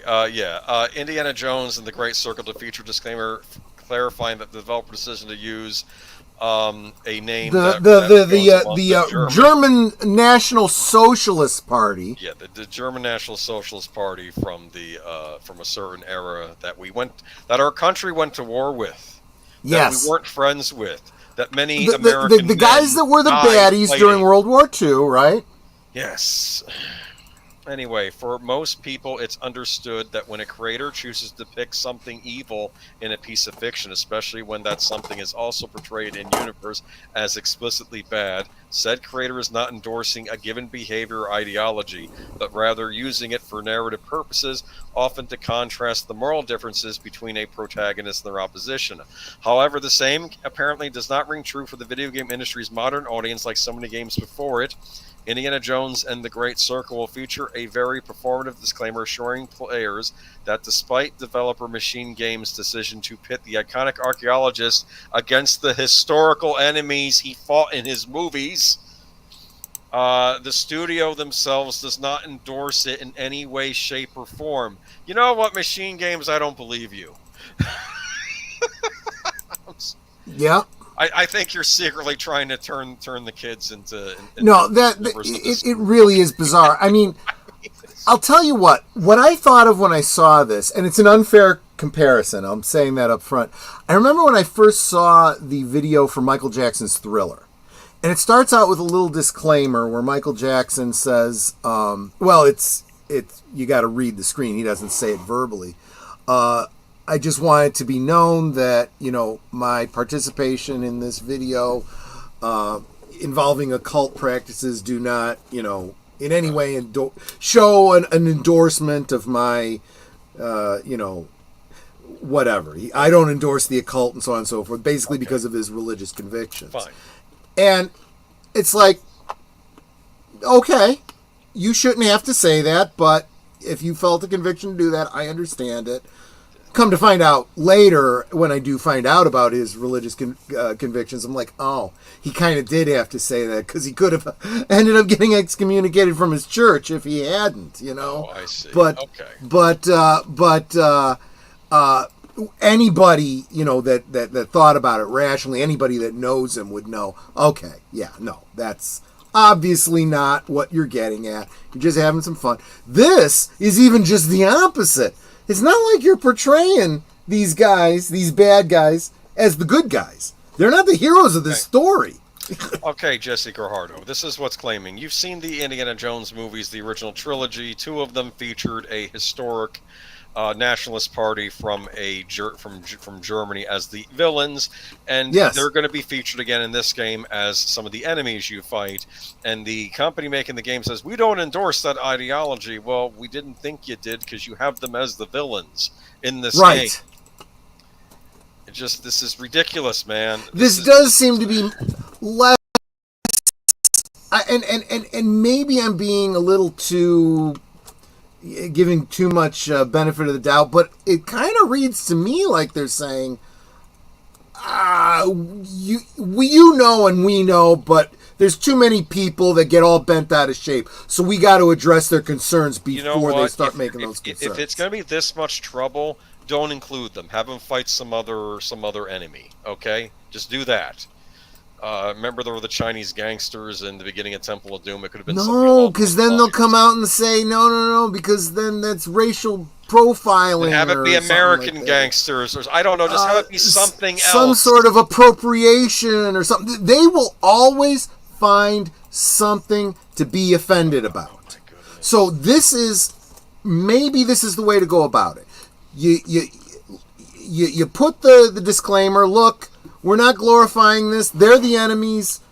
Basically, I know you could read it a different way. Spielberg wasn't glorifying them in his movies. Right? Though he did make them nuance, especially in Raiders. There was a little bit of nuance there where you released, they're still the villains, but you see things from their point of view. See, that's what adults do. Another way of looking at this, though, is they're basically saying, look, we're being true to the Indiana Jones stories, and we're using the bad guys as the bad guys. And if you don't like it, well, just understand you're mistaken in your reasoning for not liking it. Yeah. But another way of saying that is, if you don't like it, too bad. We're still doing it. Yeah. No one endures villain of the past unless they're weird people. I guess. I don't know. It's just, what are they going to... What about the Thuggy cult? Are they going to have them in the game later on? And they're going to say, we don't support the human sacrificing. Yeah, I know, right? Exactly. This is just... The problem is these idiots run a mile with every concession you make. They do. They're never satisfied. That's why I made the joke at the beginning. I don't believe you, because that's what the leftists should say. We don't believe you. We don't think you're in earnest. And now you're giving the other side ammo to look for stuff where you could be glorifying them in the game. Then they'll have to censor the game later on because maybe a uniform looked too cool on one of the enemy officers. Because a certain group did have snazzy looking uniforms. I'm not going to deny that. What was it in World War II? The Germans had the best looking uniforms. The British had crap uniforms, and the Americans had all the high tech stuff. We had like the more high-tech type uniforms, we True. Were like and the hardest mainland to get to by the people that were involved in that war. Yeah, I mean, USA all the way. And like I said, I don't know why we're having these conversations in the year 2020. Because unfortunately, so much of our population has become infantilized. We have to treat them like children. The men that took down the Nazis are the same types of men you'd be calling toxic today. Yeah. Shut up. Exactly. Did I say the N-word? I'm sorry. Okay. Anyway, you can always bleep it out later. I can bleep it out. The other N-word. Okay. Anyway. The other N-word. Yeah. Don't use any N-words of any kind. There you go. Never use an N-word. What about Netter? Or Netter. Yeah, good point. There you Netter. go. Okay. The most common villains in Indiana Jones are the Germans, but I'm supposed to. We never see Indiana Jones fighting against. I often thought that might have been interesting if they had done, Pacific Theater villains in one of the Jones movies. That might have been interesting because the Japanese were mentioned at the beginning of Temple of Doom. That's how he rescued Short Round after the Japanese had bombed, I guess, some city in China. Was it Shanghai? And that's where he found Short Round. So it would have been interesting if they had been an adversary in one of the movies too. That would have been interesting, but oh well. I remember when Whoopi Goldberg made that statement, Darth Plato. I swear, things that would get other people canceled, and she survives it. I don't get it. Yeah, that's the other thing. There's this double standard. You can't do it, but we can do it. Yeah. We can say stupid things and be okay, but you need to be canceled. That actually, again, falls under the whole socialist thing. Welcome, Disney sheepherder. Welcome. Haven't seen you in a while. Good to see you, my friend. We're just talking about apology things for having anything in your game, anything that might offend someone. I heard fedoras were worn by people that were not nice to other people. Are you endorsing those not nice people that wore fedoras by having your lead character wear a fedora as well? This is ridiculous. I don't know. I wear a fedora in every stream, so what can I say? I mean, I don't know. I'm sure at some point someone did an istophobish thing wearing a fedora, so that means fedoras are now evil. I mean, this is... I'm just exactly. Okay, here's the bombshell article for tonight. Wow. Former Disney executive explains Hollywood's collapse and puts blame on DEI initiatives funded by investment firms. I should have been aware of this months ago. This was on the Clifton Duncan podcast. Are you aware of him? Well, I wasn't before this. I am now, and in fact, I've just cited him in the description of this video below, and of course, I will do so again when I put out the clip. I feel like a lot of people in our neck of the woods come from various creative industries, but then they've just had it. Clifton Duncan I think he has a background in theater, like Broadway style world. The Broadway world, and he's a great speaker. I certainly know the Broadway world. Yeah, what? I certainly know the Broadway world. Yeah, well, yeah, and that's sort of where he hails from, and it's he's a brilliant podcaster. I've been meaning to listen to more of his stuff. And he interviewed. Let me go ahead with the article. All right. Yeah. Indiana Jones and the Great Circle, which Anyway, enough on that. Former Disney executive explains Hollywood's collapse and puts blame on DEI initiatives funded by investment firms. Now, I want to put an emphasis on the funded by investment firms. They are the proverbial devil, I think, in this situation. And I think if you sell your soul to them, you don't get it back. And that's what I think Disney's done. But I'm going to read from this article, enough of my pontificating. Former Walt Disney Television executive Monica Harris recently explained why Hollywood is collapsing and put the blame squarely on DEI initiatives. She began pointing to Target. I think the reason we see no course correction is the same reason we see Target market items, and I think we know which items I'm talking about that clearly don't appeal to consumers. I think when you have something like trans Cheerios and stuff like that, you're making a statement that has nothing to do with your audience and its taste. Harris continued, what we've seen in the corporate world, and I'm going somewhere with this, what we've seen in the corporate world is this fastidious and slavish adherence to ESG, environmental social governance principles, which are really just DEI in practice, in products, and in hiring in the corporate world. So these corporations are pursuing these marketing tactics and sales tactics with products that are doomed to flop and do flop and that lower shareholder value, but they continue them nonetheless, she shared. And the deeper I've been digging, and especially with my work at FAIR, Foundation Against Intolerance and Racism, which I'll talk about later, but the deeper I've been digging, I've noticed this is happening because the same core group of companies are largely funding or have shareholder stakes, majority shareholder stakes in Fortune 500 companies and in the S&P 500. We're talking about BlackRock. We're talking about Vanguard. We're talking about State Street. When those three companies and their subsidiaries dominate boards of directors and dominate the ownership of stock, when they literally are in the position to tell these companies to adhere to whatever guidelines they like, she continued. So if DEI is an initiative that these majority shareholders would like companies to pursue, that's what they'll pursue. Because if not, they'll face the wrath of people who can yank the money, yank the loans, yank the funding, because it's all about money. So at the end of the year, at the end of the day, you're in for, if you're a CEO, you're like, do I piss off my consumer base and maybe hope I can massage them? Or do I piss off the people who are actually funding me, and they're between a rock and a hard place, Harris observed. And I was thinking about this statement myself, Troy, and I was basically thinking, Disney at this point, I don't think they can divert course. And I don't know if maybe what they can do is they can have a non-DEI project come out every so often and have to do the majority DEI. But I think they're stuck. I think Iger went all in on this, and I think it was up to him to say no and put his foot down. And I think because Disney did it, other companies in Hollywood followed suit, and I think now they're all stuck because they can't say no now. That's my own observation. I'll keep reading. Well, it requires a level of leadership that I don't see in these companies anymore. You need to be able to say, you know what, we are willing to walk away from this financial revenue source because we believe that the tried and true, give the customer what they want and make lots of money doing it over a long period of time, will pay off better in the long run. Right? Right. Well, that makes sense. I mean, what's the quote by Margaret Thatcher?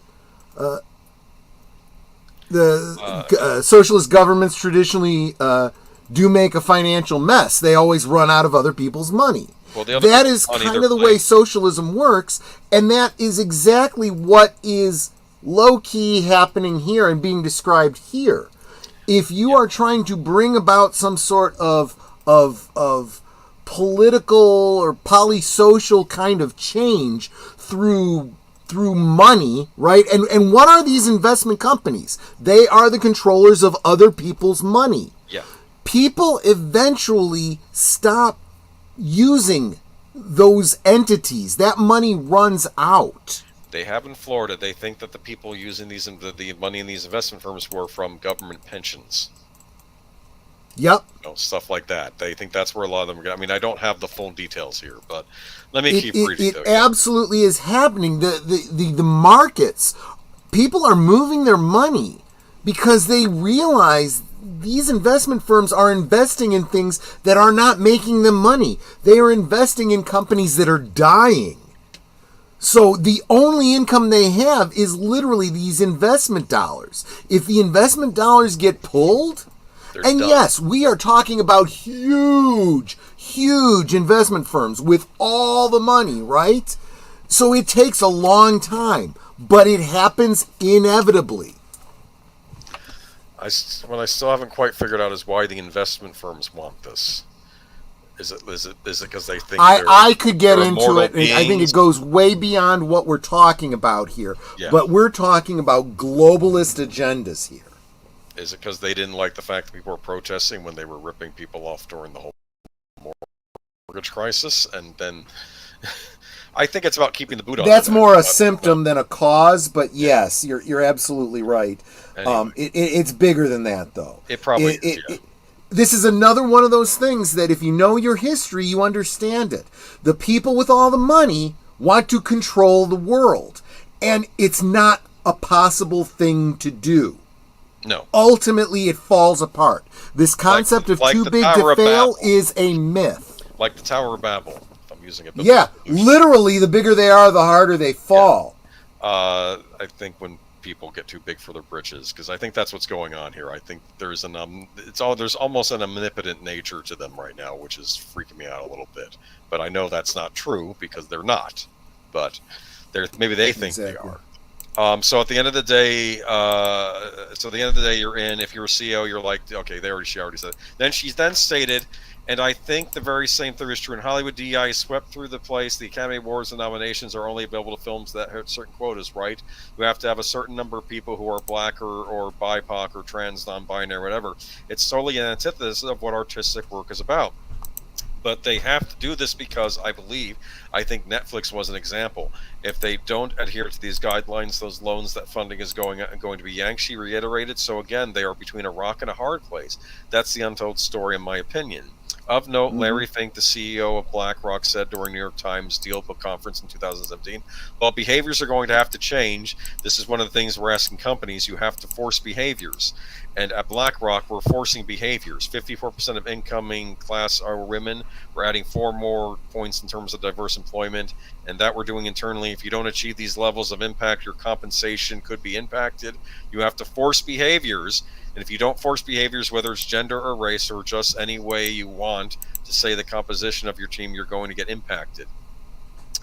He continued, and that's not just recruiting, it's in development, as Ken said, and ultimately it's going to take time, but I'm just as much shocked as Ken is that we have not seen more opportunities, and we're going to have to force change.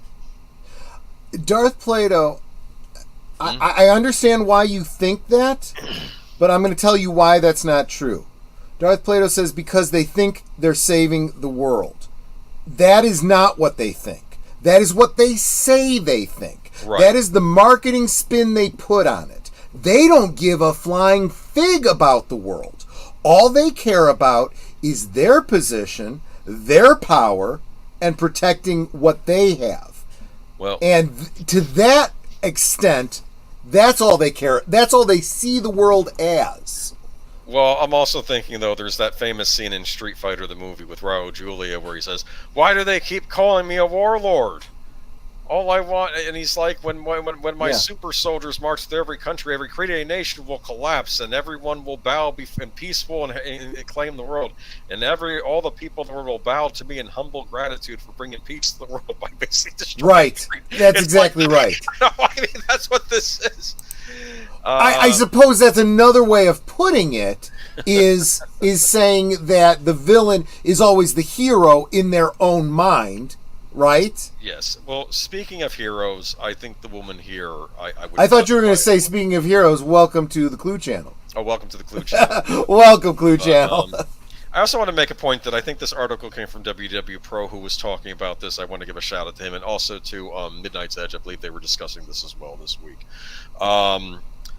But I want to make a point that the woman talking here, I got to get her name. Hold on. Sorry. I can't remember everybody at once. Monica Harris here. Yes. She isn't very much the point. In many respects, the DI hire. She's a black woman. She's lesbian. But she wants no part of this because she knows it's wrong, and she got where she was based on merit. She said back when I was applying to Harvard, maybe me being a black woman helped a little bit, but it was really based on merit back when I was applying. Very smart woman, ran VH1, and just did not want this life anymore. Did not want to be part of this. And I think no matter who you are, if you break from the cult, they eventually come after you. So I think she's really sticking her neck out here. I wish her all the best, and it takes a lot to do this. This is what really throws off their narrative, right? When someone who's a person of color, when someone who is, LGB, whatever, right. all the things that they say that they are championing, say this is a problem, this isn't right. This goes back to the black community, because that was the name they chose, right, at the time. Mm-hmm. We're going against all the concepts of affirmative action. And they would say, look, you're not doing me any favors, right? Because if I get this job because of the color of my skin, you are reaffirming this idea that I can't do as well as somebody else, that I'm incapable because I'm black. So stop trying to help me. All I'm asking for is the opportunity to demonstrate that I'm as good as anyone else. Yes, and I think that's let me do my thing and prove myself. That equality is what they want, not this equity BS. And now, unfortunately, the gay community is starting to see the same thing. Yeah. When you see groups like Gays Against Groomers and stuff going, we fought for generations not to be stereotyped as friends of the playground. Yes. And now here you're doing it. And you're forcing us into that group that we refuse to be. This idea of literally grooming. You know? No. And I hate the term person of color. I never met anyone with translucent skin. I don't know. I agree with you, and I thought of that as I was saying it, Nate, but I bring it up because you got to use the terms that the people you're talking about use, right? And that's why I switched to the black community, because I was going back to a time before this concept of people of color existed. And that's the other thing. I can't speak to this, but the idea that every generation has to change the title that you give a group of people. If you're in that group of people, you've got to be like, what are we calling ourselves these days? I was hoping we'd get to a point where no groups had to identify themselves. We'd all just be Americans, but... Right, especially when you talk about living in the United States. Anybody who's pure blood anything is the rarity, you know. I identify as somebody who's half Italian, half redneck, possibly some Irish background. And as far as that Italian half, that would be half Calabrese and half Neapolitan. Look, none of this matters. We you know what, I've often argued to, we all have a little bit of the hillbilly in us, right? And that's why I'm never mean to be, because we're all part hillbilly. That's why I always find movies like Texas Chainsaw Massacre funny, because it's like, are we really scared of these people, or is it really just a reflection of what you're scared of? What's funny is you use the term hillbilly, right? Well, it's a pejorative term. Depending on how you use it, you know, it could be pejorative. It could be damn right I'm a hillbilly. Point is, yes, it's just...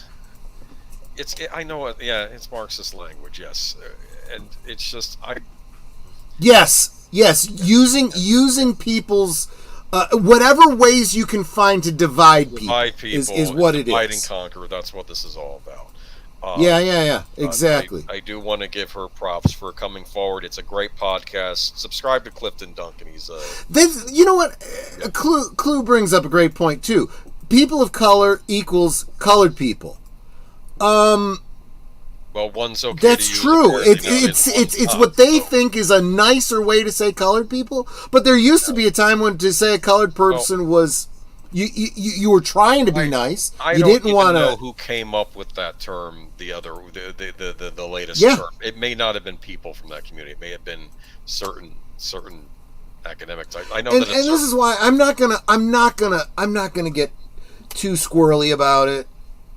You know, if I say black person, everybody here, the Clue channel, Nate, if Evelyn was here right now, and there's probably a lot of y'all that I don't even know what color skin you've got. Doesn't really matter to me. I'm just pointing out the ones that I happen to know. You guys hear me say black person, I'm sure you would tell me if you were offended by it, but I know that you guys know where I'm coming from and are not going to be offended by that stuff, right? Right. Anyway, well, it's kind of like when I have to fill out a form and I have to select white, non-Hispanic. Yes, and that's an excellent point, because when did Hispanic become non-white or possibly white? From what I heard, I'll tell you, there was a time in this country where Italian was not considered white. Did you know that? Yes. You smart Alec. There was a time when Irish wasn't either. In fact,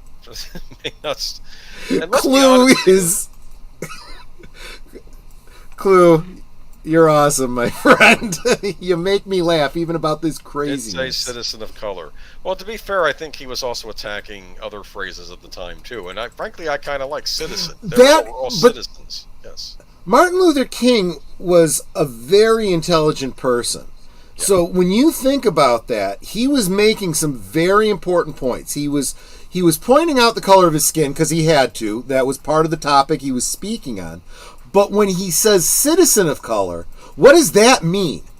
A citizen is one of we the people, regardless of race, creed, color, gender, nowadays preference of things, right? Political persuasion. A citizen is one of we the people. Yes. There is no levels or we are all equal as citizens of the United States, or at least we're supposed to be. I think there's a lot of people in the managerial professional class that have lost track of that. That think that they are the royalty, and all the rest of us plebs need to be cared for the way the royalty used to care for the serfs back in the day. And at the top of the list, I think, are the financiers. But anyway, interesting conversation. I hope it continues. And frankly speaking, though, but my main point about bringing all this up was because I'm seriously thinking Disney made a deal with the devil, and now they can't get out of that deal. I think that it's maybe literally. Yeah, maybe literally. I've also likened this thing to either them being cursed or maybe having a disease now. I just feel like they're a disease company right now, and the disease will take its course. I don't know if they can be saved at this point, because I don't think they look. can have the the comparisons you draw between themselves. Disney and the game companies we were just talking about are very apt. The only difference is that the game companies Disney is a bigger company. Yeah. It takes longer for them to die, but they will die the same death as these game companies. Gotcha. All right, and so keep an eye on this. And speaking of which, let's take a pivot over to Paramount and look at how they're dealing with their history of the DEI. So, former Walt Disney television executive. No, wait, that's the one I just did. Sorry. I scrolled up to get her name. Okay, Paramount Global, which has agreed to be acquired by Skydance Media, is going through another executive change. In this case, though, a veteran executive is moving into a new key role. Marva Smalls, Executive Vice President, Global Head of Inclusion at Paramount, and Executive Vice President, Public Affairs at Nickelodeon, is stepping away from her current role at the end of 2024 to take on a new role that will see her working directly with the Office of the CEO, the company board, and Skydance in the transition of the post-deal Paramount. The Office of the CEO at Paramount consists of George Cheeks, Chris McCarthy, and Brian Robbins. We want to acknowledge the tremendous impact Marva has had in her current role at Paramount and thank her for her many contributions, the co-CEO said in a statement to The Hollywood Reporter. Her career in entertainment started at Nickelodeon, where she created the Public Affairs Division and built programs to give Paramount credibility among regulators, advocates, and community-based organizations.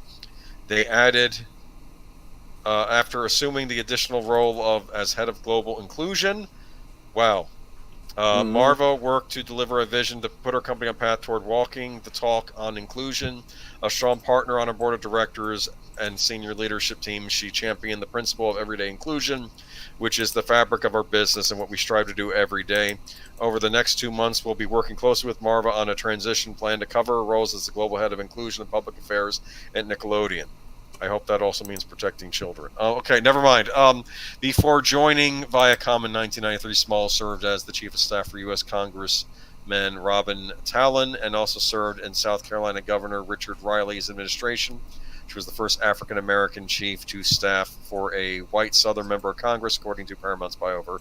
Smalls is also a founding member of the Black Economic Alliance and serves on several boards, including the American Theater Wing, the International African American Museum, the James Beard Foundation, the Heisman Trophy Trust, and Synovus Bank, South Carolina.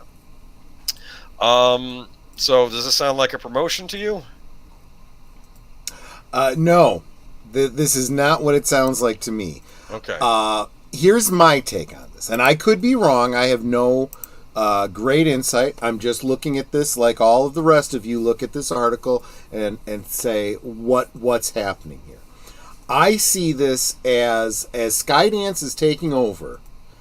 They're saying, this DEI thing, not a good thing. So we're getting rid of DEI. But they're not at the point where they want to start, chopping headcount. They're saying, yeah, well, we'll just move you over into what's a comparable position. Well,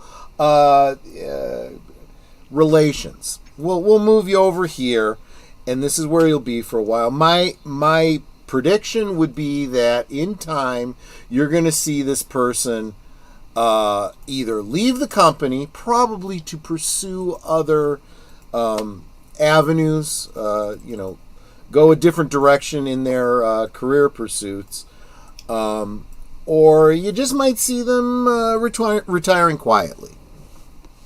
Okay. We'll see. Well, but I do see this as Skydance kind of pivoting on the whole DEI thing, and as they're picking up Paramount, they're going, one of the reasons we were able to pick up Paramount is because they're having some issues, and this is one of them. I think Star Trek will be the big indicator of what they plan to do with it, even if it's just shuttering it for the time being. And that might actually be a good thing to do. Yeah. Here we go. Part of me almost wondered. I remember months people kept saying they're going to get bailouts. And that's not going to happen. And I'm not saying that's necessarily what this is, but it has a bailout bouquet to it as far as I'm concerned. But let me read this article. On Sunday, October 27th, Governor Gavin Newsom unveiled plans to more than double California's current cap for a program that provides tax relief to the entertainment industry. It's an aggressive bid to revitalize production across the state after it was decimated by the strikes and curb the years-long flight of films and television series away from the region. If passed, this subsidy would be the most generous offered by any state except Georgia, which doesn't have a ceiling on the amount it gives to productions per year. Industry folks and allies applauded the long-awaited measure amid an escalating tit-for-tat incentives race to host Hollywood. The industry is a rock, says Los Angeles Mayor Karen Bass, and we lost more and more of that to other states overseas. Okay, I read this wrong, even though I did read this article before. I think they're trying to give tax incentives to have them shoot in California because they're going everywhere else. Is that right? Exactly. Okay. So this is one of the things that we were talking about. We've been talking about this for a very long time. And I'm sorry, I just realized I didn't drop the article that you're. Yeah, give me a second. I'll get it. I gotta talk and I'll keep and reading the article. Time. You do what you gotta do. No. I think basically I read the gist of it anyway. So. No, absolutely. And I wanted to tie this into something that we've been talking about recently, and that's this idea that there are a lot of people in the entertainment industry that are leaving California, right? Yeah. Look, I don't care where you are politically and what your opinions are and, what side of the aisle you're on or what, you are going to have the same thoughts and concerns and issues as anyone else when it comes to things like taxation, when it comes to crime rates, when it comes to all kinds of things. So there are a lot of stuff. Right. So there are a lot of people that that work in the entertainment industry going, I can't live in California anymore for these and other reasons. I am going to move to places that have good schools for my kids, that have lower crime rates, that don't have such high state tax, and so forth. Let me get the heck out of here. But as that is happening, there's also companies that are looking at this and going, we're losing our employees. We're kind of struggling as an industry. Maybe California isn't the best for us. And when you start looking at the business model for Hollywood, right? The studios, what have we been talking about all night tonight? We've been talking about the entertainment industry going down the tubes because all of their money is coming from wealthy people saying, we want you to do this and we want you to do more of that, and da, da, da, da. Whereas the people buying the tickets for the movies and paying for the streaming services are going, we're not interested in any of that. Bye. And they're not giving their money to these projects anymore. Yeah. So it requires more and more and more of that pump priming dollars, right, from the investment firms and so forth, just to keep these companies artificially inflated. So oh yeah, go ahead. No, go ahead. I don't mean to interrupt you. You were making a point. Well, and I was going to say, and that comes down to, there's a lot of companies, companies in the entertainment industry going, maybe Hollywood isn't where we want to be anymore. Maybe we want to start making independent films. So this is Gavin Newsom saying, "Hey, oh sorry." Yeah. This is Gavin Newsom saying, "I'll give you more tax breaks if you stay." And so I guess I would argue that he's actually doing something right. Well, he's let's be honest. There comes a point where you have to take action or die. And let's face it, California, from a tax revenue point of view, is dying. So they have no choice. If they want to keep the industries that pay the majority of taxes in California, they have to do whatever they can to keep those companies. We've just had Elon Musk, even though he's persona non grata with people of a certain political affiliation, his money is still green and they still want it. And he is moving from California. He's taken his SpaceX, and he's looking at other fields for that. He's looking at Tesla. what a Tesla, take Tesla to wherever it's going to be financially feasible. The state that loses those is the state that loses lots and lots of tax dollars. So just saying. Okay. All right. So interesting. And the same is true when it comes to Hollywood and the film companies. Look, me and a number of other channels in our sphere are big proponents for Tom Conkle and his project Island in the Stars. And what's he doing? He's going to Australia to make this movie. That's not being done in Hollywood. No. That's where the independent companies are they're looking overseas. They're looking at other states. And honestly, the best movies are being made by independent studios. And when I say, we're supporting, I mean Netter and I are financially supporting Tom Conkle and Island in the Stars. I contributed too, yeah. Troy at this point, it's like giving CPR to a skeleton. Yeah, kind of. I have to say too, CBS Paramount. I was looking forward to CSI Vegas coming back, and they can't. I didn't realize they canceled it last spring. Like they're one of their few good remaining network shows, and they took it off, and it wasn't, and so now we're stuck with just nothing. It's like all television's just awful now. It just really is. I complain more about movies on this channel, but all right. But is Kami are operating on a surplus? How can they afford these incentives? Well, they don't have a choice, I guess. Well, it's the state version of communism, is what it is. Yeah. It's the state is literally going bankrupt, but yes, it's a big enough state that it can coast for a while. But this is not going well, and when you have states where the companies and the people that have the money are leaving in droves, as California has, as New York has, look at Detroit from 75 years ago. Okay? What happened to Detroit, Michigan? Okay? Yeah. When the auto industry left, they went broke. So you look at Detroit, you look at Flint, you look at look at what's happening in Michigan. Right? Just saying. And the politics are all directly related to it. What is the number one thing they always say? It's the economy, stupid. It's the economy. Yep. Well, it boils down to it, yeah.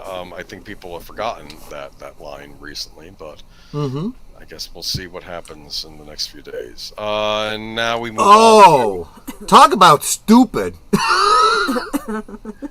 After all the other articles we got tonight, I almost wondered if we even needed to talk about this, but we won't stay too long in this. Alan Moore is back in the news. And how did I put it in the notes? Alan Moore is still crazy bat stuff. Okay, still a crazy B asterisk asterisk asterisk. But wait a minute, I didn't copy the whole thing. I'm trying. You're trying. I failed at my copy and paste. That happens. Yeah. But Alan Moore, I don't know. He did Watchmen. So I was as I was preparing for this particular piece, I was reading an older article about him, completely unrelated to this. Someone basically saying that Alan Moore is responsible for ruining comics.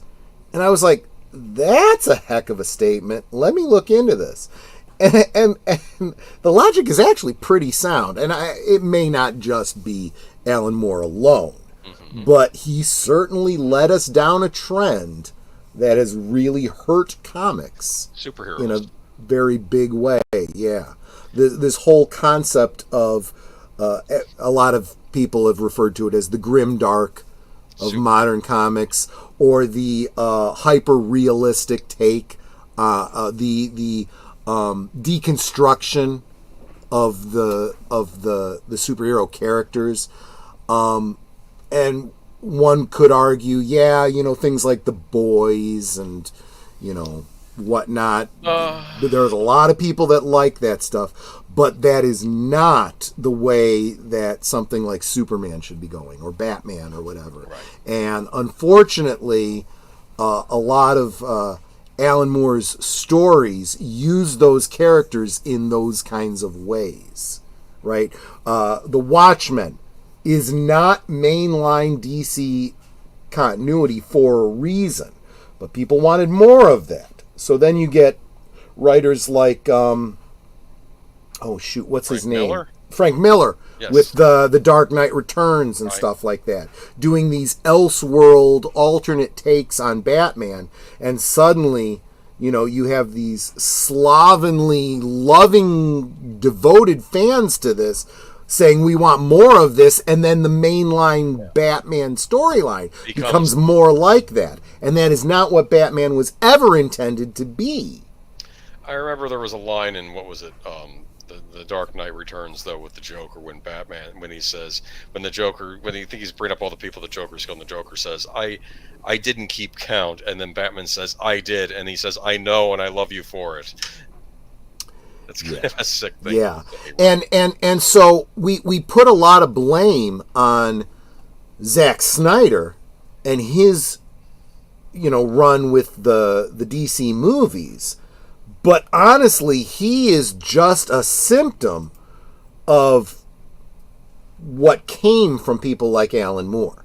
Anyway, I've done a lot of exposition, and we haven't even gotten to the article. So maybe we should actually look at this article and see what this goofball is ranting about now. Now, I'm not going to do the full one. That's over at The Guardian. I'm not paying money for that. I'm going to read this. This is what it was said from AOL. Okay, AOL.com still exists, people. The writer of legendary comics like Watchmen and V for Vendetta says fandom can be a wonderful and vital, but also has a negative effects on culture. As one of the most famous comic book writers of all time, Alan Moore has seen fandom evolve firsthand. Though he acknowledges it often comes from a good place, he's also ready to diagnose the disastrous effects it's had on culture. Moore's new column in The Guardian, timed to the recent publication of his new novel, The Great When. Follows up on past comments he's made comparing comic book fandom to fascist politics. The author is a little more conciliatory now, sharing his own experience growing up as a comics fan in the late 60s and being surrounded by fellow studios from the underdog art form. But as Moore went on to become comic writer herself and achieving with groundbreaking works like Watchmen and League of Extraordinary Gentlemen, he saw fandom accumulate a darker energy that was more focused on nostalgia than pushing things forward. Let me make my position clear. I believe that fandom is a wonderful and vital organ of contemporary culture, without which the culture ultimately stagnates, atrophies, and dies. More writes. At the same time, I'm sure that fandom is sometimes a grotesque blight that poisons the society surrounding it with its mean-spirited obsessions and ridiculous, unheard of, unearned sense of entitlement. Entitlement. There's that word again. It's a saying. In case that sentiment still needs some breaking down, Moore elaborates on the social and economic changes he's witnessed among fan communities, as well as his own tangled personal relationship with them. Never having sought pop celebrity relationship with readers, I withdrew by stages from the social side of comics, acquiring my standing as a furious, unfathomable hermit in the process, Moore writes, with a healthy dose of irony. And when I look back after an internet and some few decades, fandom was a very different animal. An older animal, for one thing, with a median age in its late 40s, fed presumably by a nostalgia that its energetic predecessor was too young to suffer from. Moore continues, while the vulgar comic story was originally proffered solely to the working classes, soaring retail prices had precluded any audience save the more affluent, had gentrified a previously bustling and lively cultural slum neighborhood. This boost in fandom's age and status possibly explains its current sense of privilege, its tendency to carp and cavil rather than contribute or create. There was a movement. Anyway, okay. Moore compares this sense of privileged entitlement from fans to the recent elections of right-wing politicians like Donald Trump and Boris Johnson, who derived their fame from TV shows more than any accomplishment in government policy. But this time he stops short of directly comparing superhero fans with Trump supporters. In the 21st century, Moore moved away from writing comics in favor of short stories and novels. And he confirmed that League of Extraordinary Gentlemen of the Tempest would be his last comic, saying that, I will always love and adore comics medium, but the comics industry and all the stuff attached to it just became unbearable. An enthusiasm that is fertile and productive can enrich life and society, just as displacing personal frustration into venomous tirades about your boyhood hobby can devalue them, More writes today. Quite like something is okay, you don't need the machete or the megaphone. Any thoughts? I mean, let's face it. This guy's a commie, loopy, lefty guy anyway. His mind, right? If he ever had it. But he's kind of all over the place. He's not even making cogent arguments. Even when you start to hear him say something that might be somewhat rational, he then contradicts it. The guy's crazy. But unfortunately, there's a lot of lefty outlets that want to jump on this so that they can use it as a cudgel against the people. Look at yourself in the mirror. He's not really my hero, never has been, but I know. And so going back to what I was saying before, there are elements of what he's saying there. There are people that have glommed onto some of his stuff, and I would point to all the Snyder Bros, right? Well, this is. We love, this version of Superman. We love this version of Batman because this is just like, what Alan Moore and Frank Miller wrote. It's in the comics. This is the source material. And a lot of us older fans are looking at this going, just because it was, done in a speculative Elseworld type comic does not mean this is what they should be making movies of. Yeah, thank you, Geek Flag. With all due respect, F you unwashed hippie. If it wasn't for the fans, no one would know you are. Not only that, but let's face facts. If Alan Moore were living today trying to get a start in comics, he'd never get hired because he doesn't fit certain initiatives, go along with certain initiatives now, which is ironic. Yet he'll attack us fans that just want this stuff back to just being good. All right, last article of the night.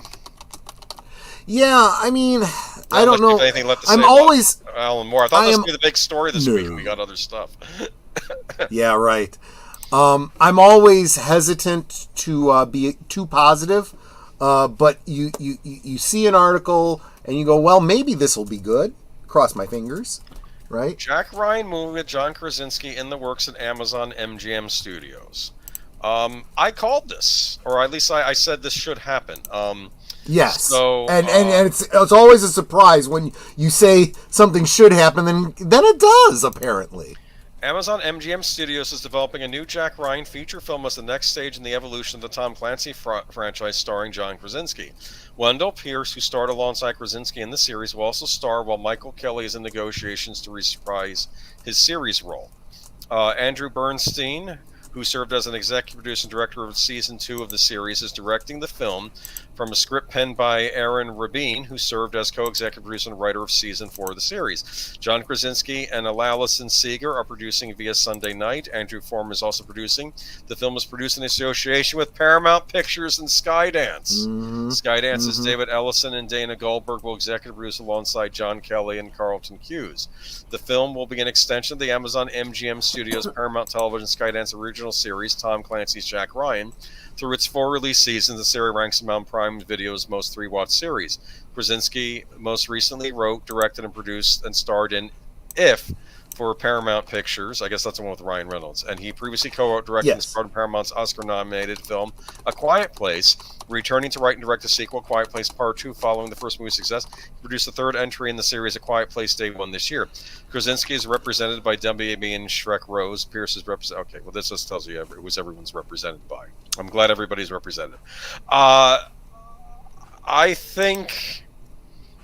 delete it. Believe it or not, and I know that I shoot myself in the foot every time I say this, I'm not as worried about this. I thought that, yes, as Lester San Jose said, I thought this was a decent series. I got worried in the last season, but they pulled it off, and it ended well. I think there's no reason why you can't have a big feature starring this Jack Ryan, and I think it could be one of these things where you didn't have to see the series to still watch it. If you're familiar with the other Jack Ryan movies, this should get around, because this was sort of like the original Jack Ryan series was more about how he's getting started up until he's a seasoned professional by the time you get to Season 4. Plus, there's no reason you can't have a big screen adaptation of this particular version of Jack Ryan, and I don't know, it might be good. I thought that it's one of the few decent things Amazon has produced. What do you think? You've not seen it, I take it. I've not seen it. I've held off on it because I was concerned. I'm also when it comes to John Krasinski, I am bothered by the fact that he is not the MCU's new Mr. Fantastic. That's not his fault. No, it's not his fault. I am just saying that I like him. He should have been. He should have been Mr. Fantastic, yes. And so my hope is that this is really good and he does very well because he deserves it. And meanwhile, I hope Disney and the Fantastic Four just implodes. By the way, Aged Boomer, on a Disney-related side note, just sent you an article for next week. So we're already planning the notes for next week. Let's do it now. No, I'm kidding.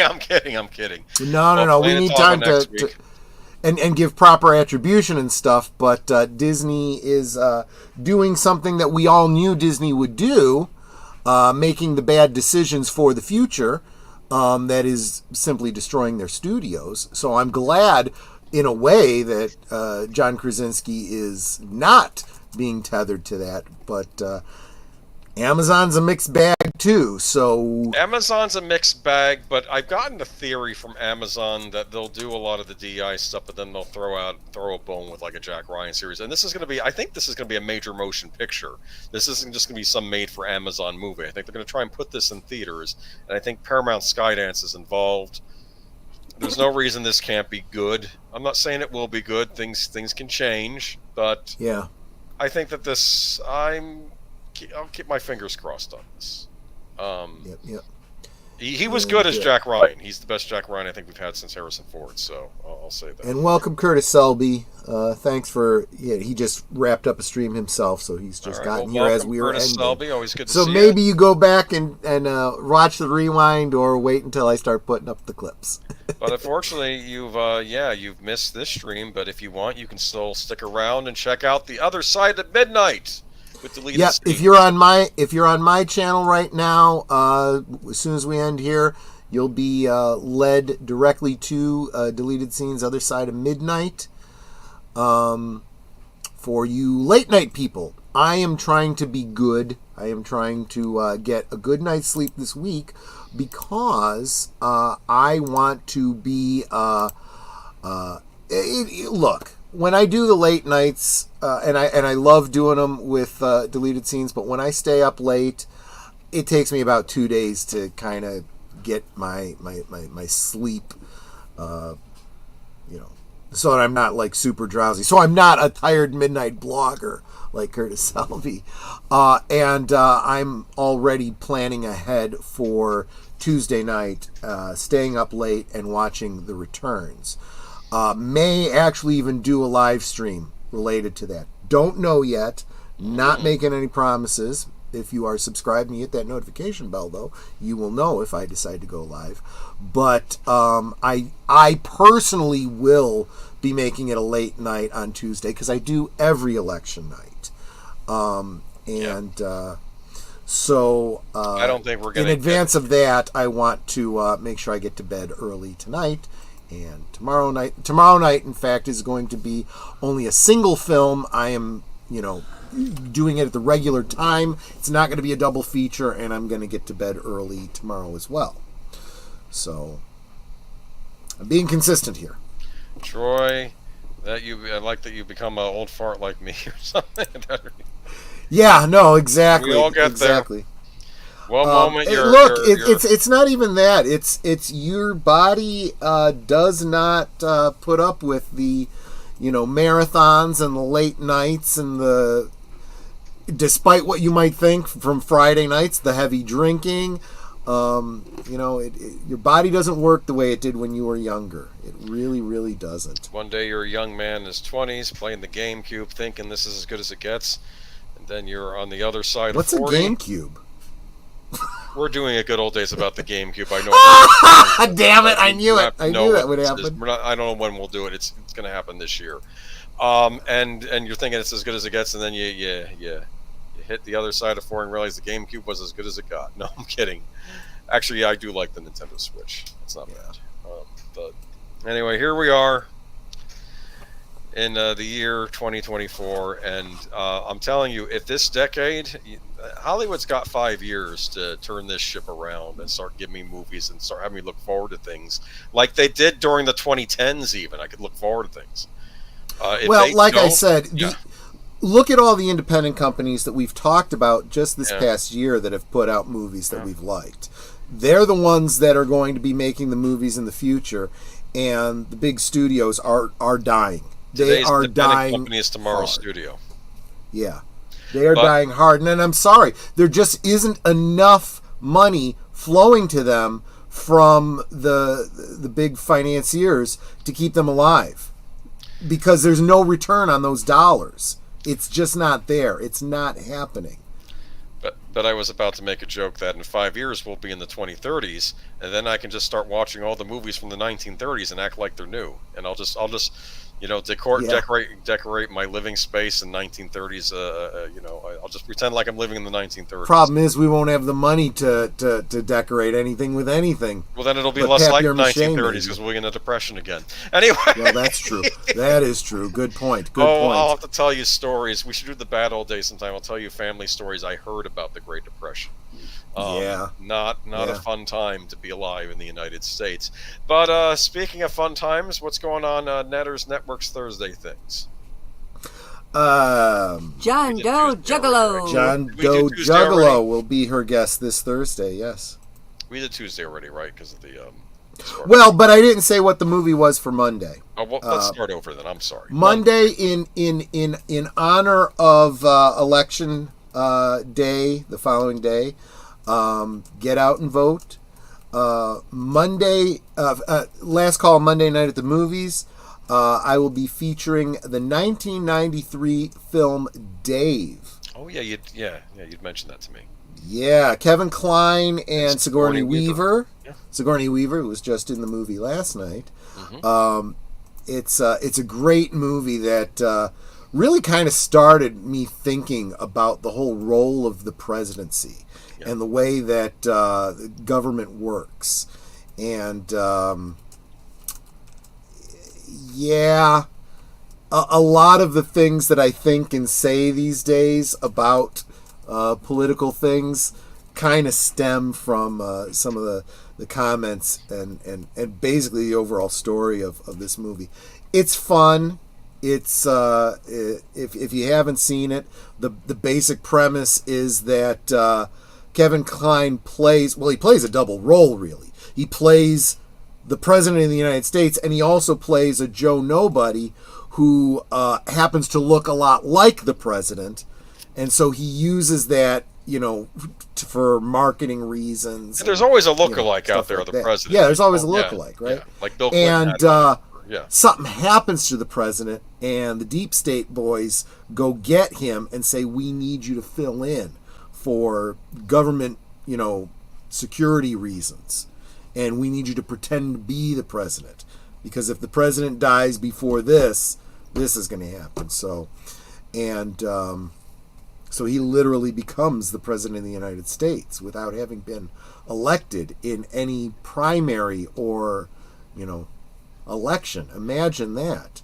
And then and then starts thinking that he really is the president, so he tries to do things that the president would do, and the deep state says, no. Even the president doesn't really get to do the things that the president is supposed to be able to do.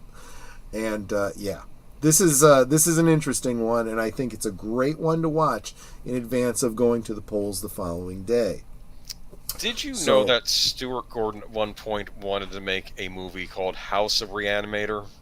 And it was going to be about how Herbert West is brought to the White House because the president has died and you have to bring him back.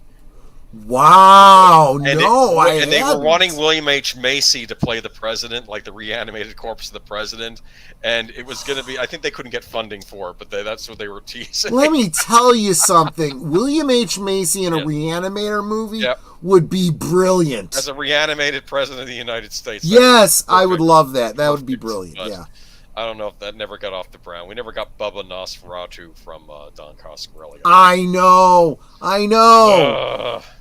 That's why we want to support our indie filmmakers when we can. You had mentioned absolutely. Well, and nowadays with things like the Kickstarts and other crowdfunds and whatnot, I think now they would have gotten it funded with all the stuff we have now. Yeah. Right. Exactly. But what do we have? So then on election day, the regular, we are going to do our debrief, looking back on Twin Peaks, try and digest what we've just watched, and decide where the series is going to go from there. That's live from Sparkwood and 21 on Deleted Scenes channel at 7:30 Central, 8:30 Eastern on Tuesday, followed immediately after, right about 9:30, the next episode of Blake 7 on my channel. Then, of course, as we just said, Thursday night, Netters Network, 9 Central, 10 Eastern. We'll be sitting down with John Doe Juggalo. I keep mispronouncing his name. Don't want to call him a gigolo. He's a juggalo. Okay, that'll be a fascinating interview, I think. Yes, exactly. And then Friday, you're doing a kind of a celebration stream. Yeah, right? That's called. Netter and I both have hit major milestones. I've received full monetization with AdSense and all that. Netter is now able to take super chats and memberships and all of those kinds of things. So I am going to. Let me see. There's you, there's me, there's Netter. So it's going to be a YouTube-only stream on at least I think it's going to be a YouTube only stream on Friday, because Netter will be, of course, simulcasting with us, and it will be, it'll just be a celebration of our channels, and kind of looking forward to the next year, what some of our goals are. I haven't even figured out what my goals are yet, so I'll have to think about it. Your goals are to make it to the new year. You may be right. We may have a very different perspective on the upcoming year after Tuesday. That's what I'm thinking. We'll see. Yeah, and then Saturday night, what we got going on? Well, then Saturday night, of course, over on Netter's Network, it's Netter's Network's Retro Cinema. She will be bringing us an enchanting film, going back to when fairy tale stories were fun, with Ella Enchanted. Oh, yeah, I remember that one. That is Carrie Elwes. Anne Hathaway, yeah, it's a Carrie cute Elwes one. is I haven't seen it. We saw it in the theater, and I've forgotten more than I remember about that movie. I just remember I did enjoy it. It's like the anti. He's like a dark version of his character from A Princess Bride. That's what I remember. His character. Yeah, exactly. But and then Sunday, it's all the deleted things are happening with the Western cinema, and, unscripted and whatnot, and then leads us right back to where we leads started. us right back here to Geeky Geezers, where we're going to be talking about the horrendously evil, villainous thing that Disney is doing, that any of us that have been paying attention knew would be coming, despite the strikes that happened last year. I need to know what this is. I'll be checking out that article. Okay. Yep. We'll save it for next week. But in the meantime, stay frosty out there, and just stay safe too. It could be a hectic week. Just don't go into the danger zone if one occurs. All right. Yes. Just in case people get saucy over results. Anyway, catch you all later. Bye bye. Bye bye, everyone. Week.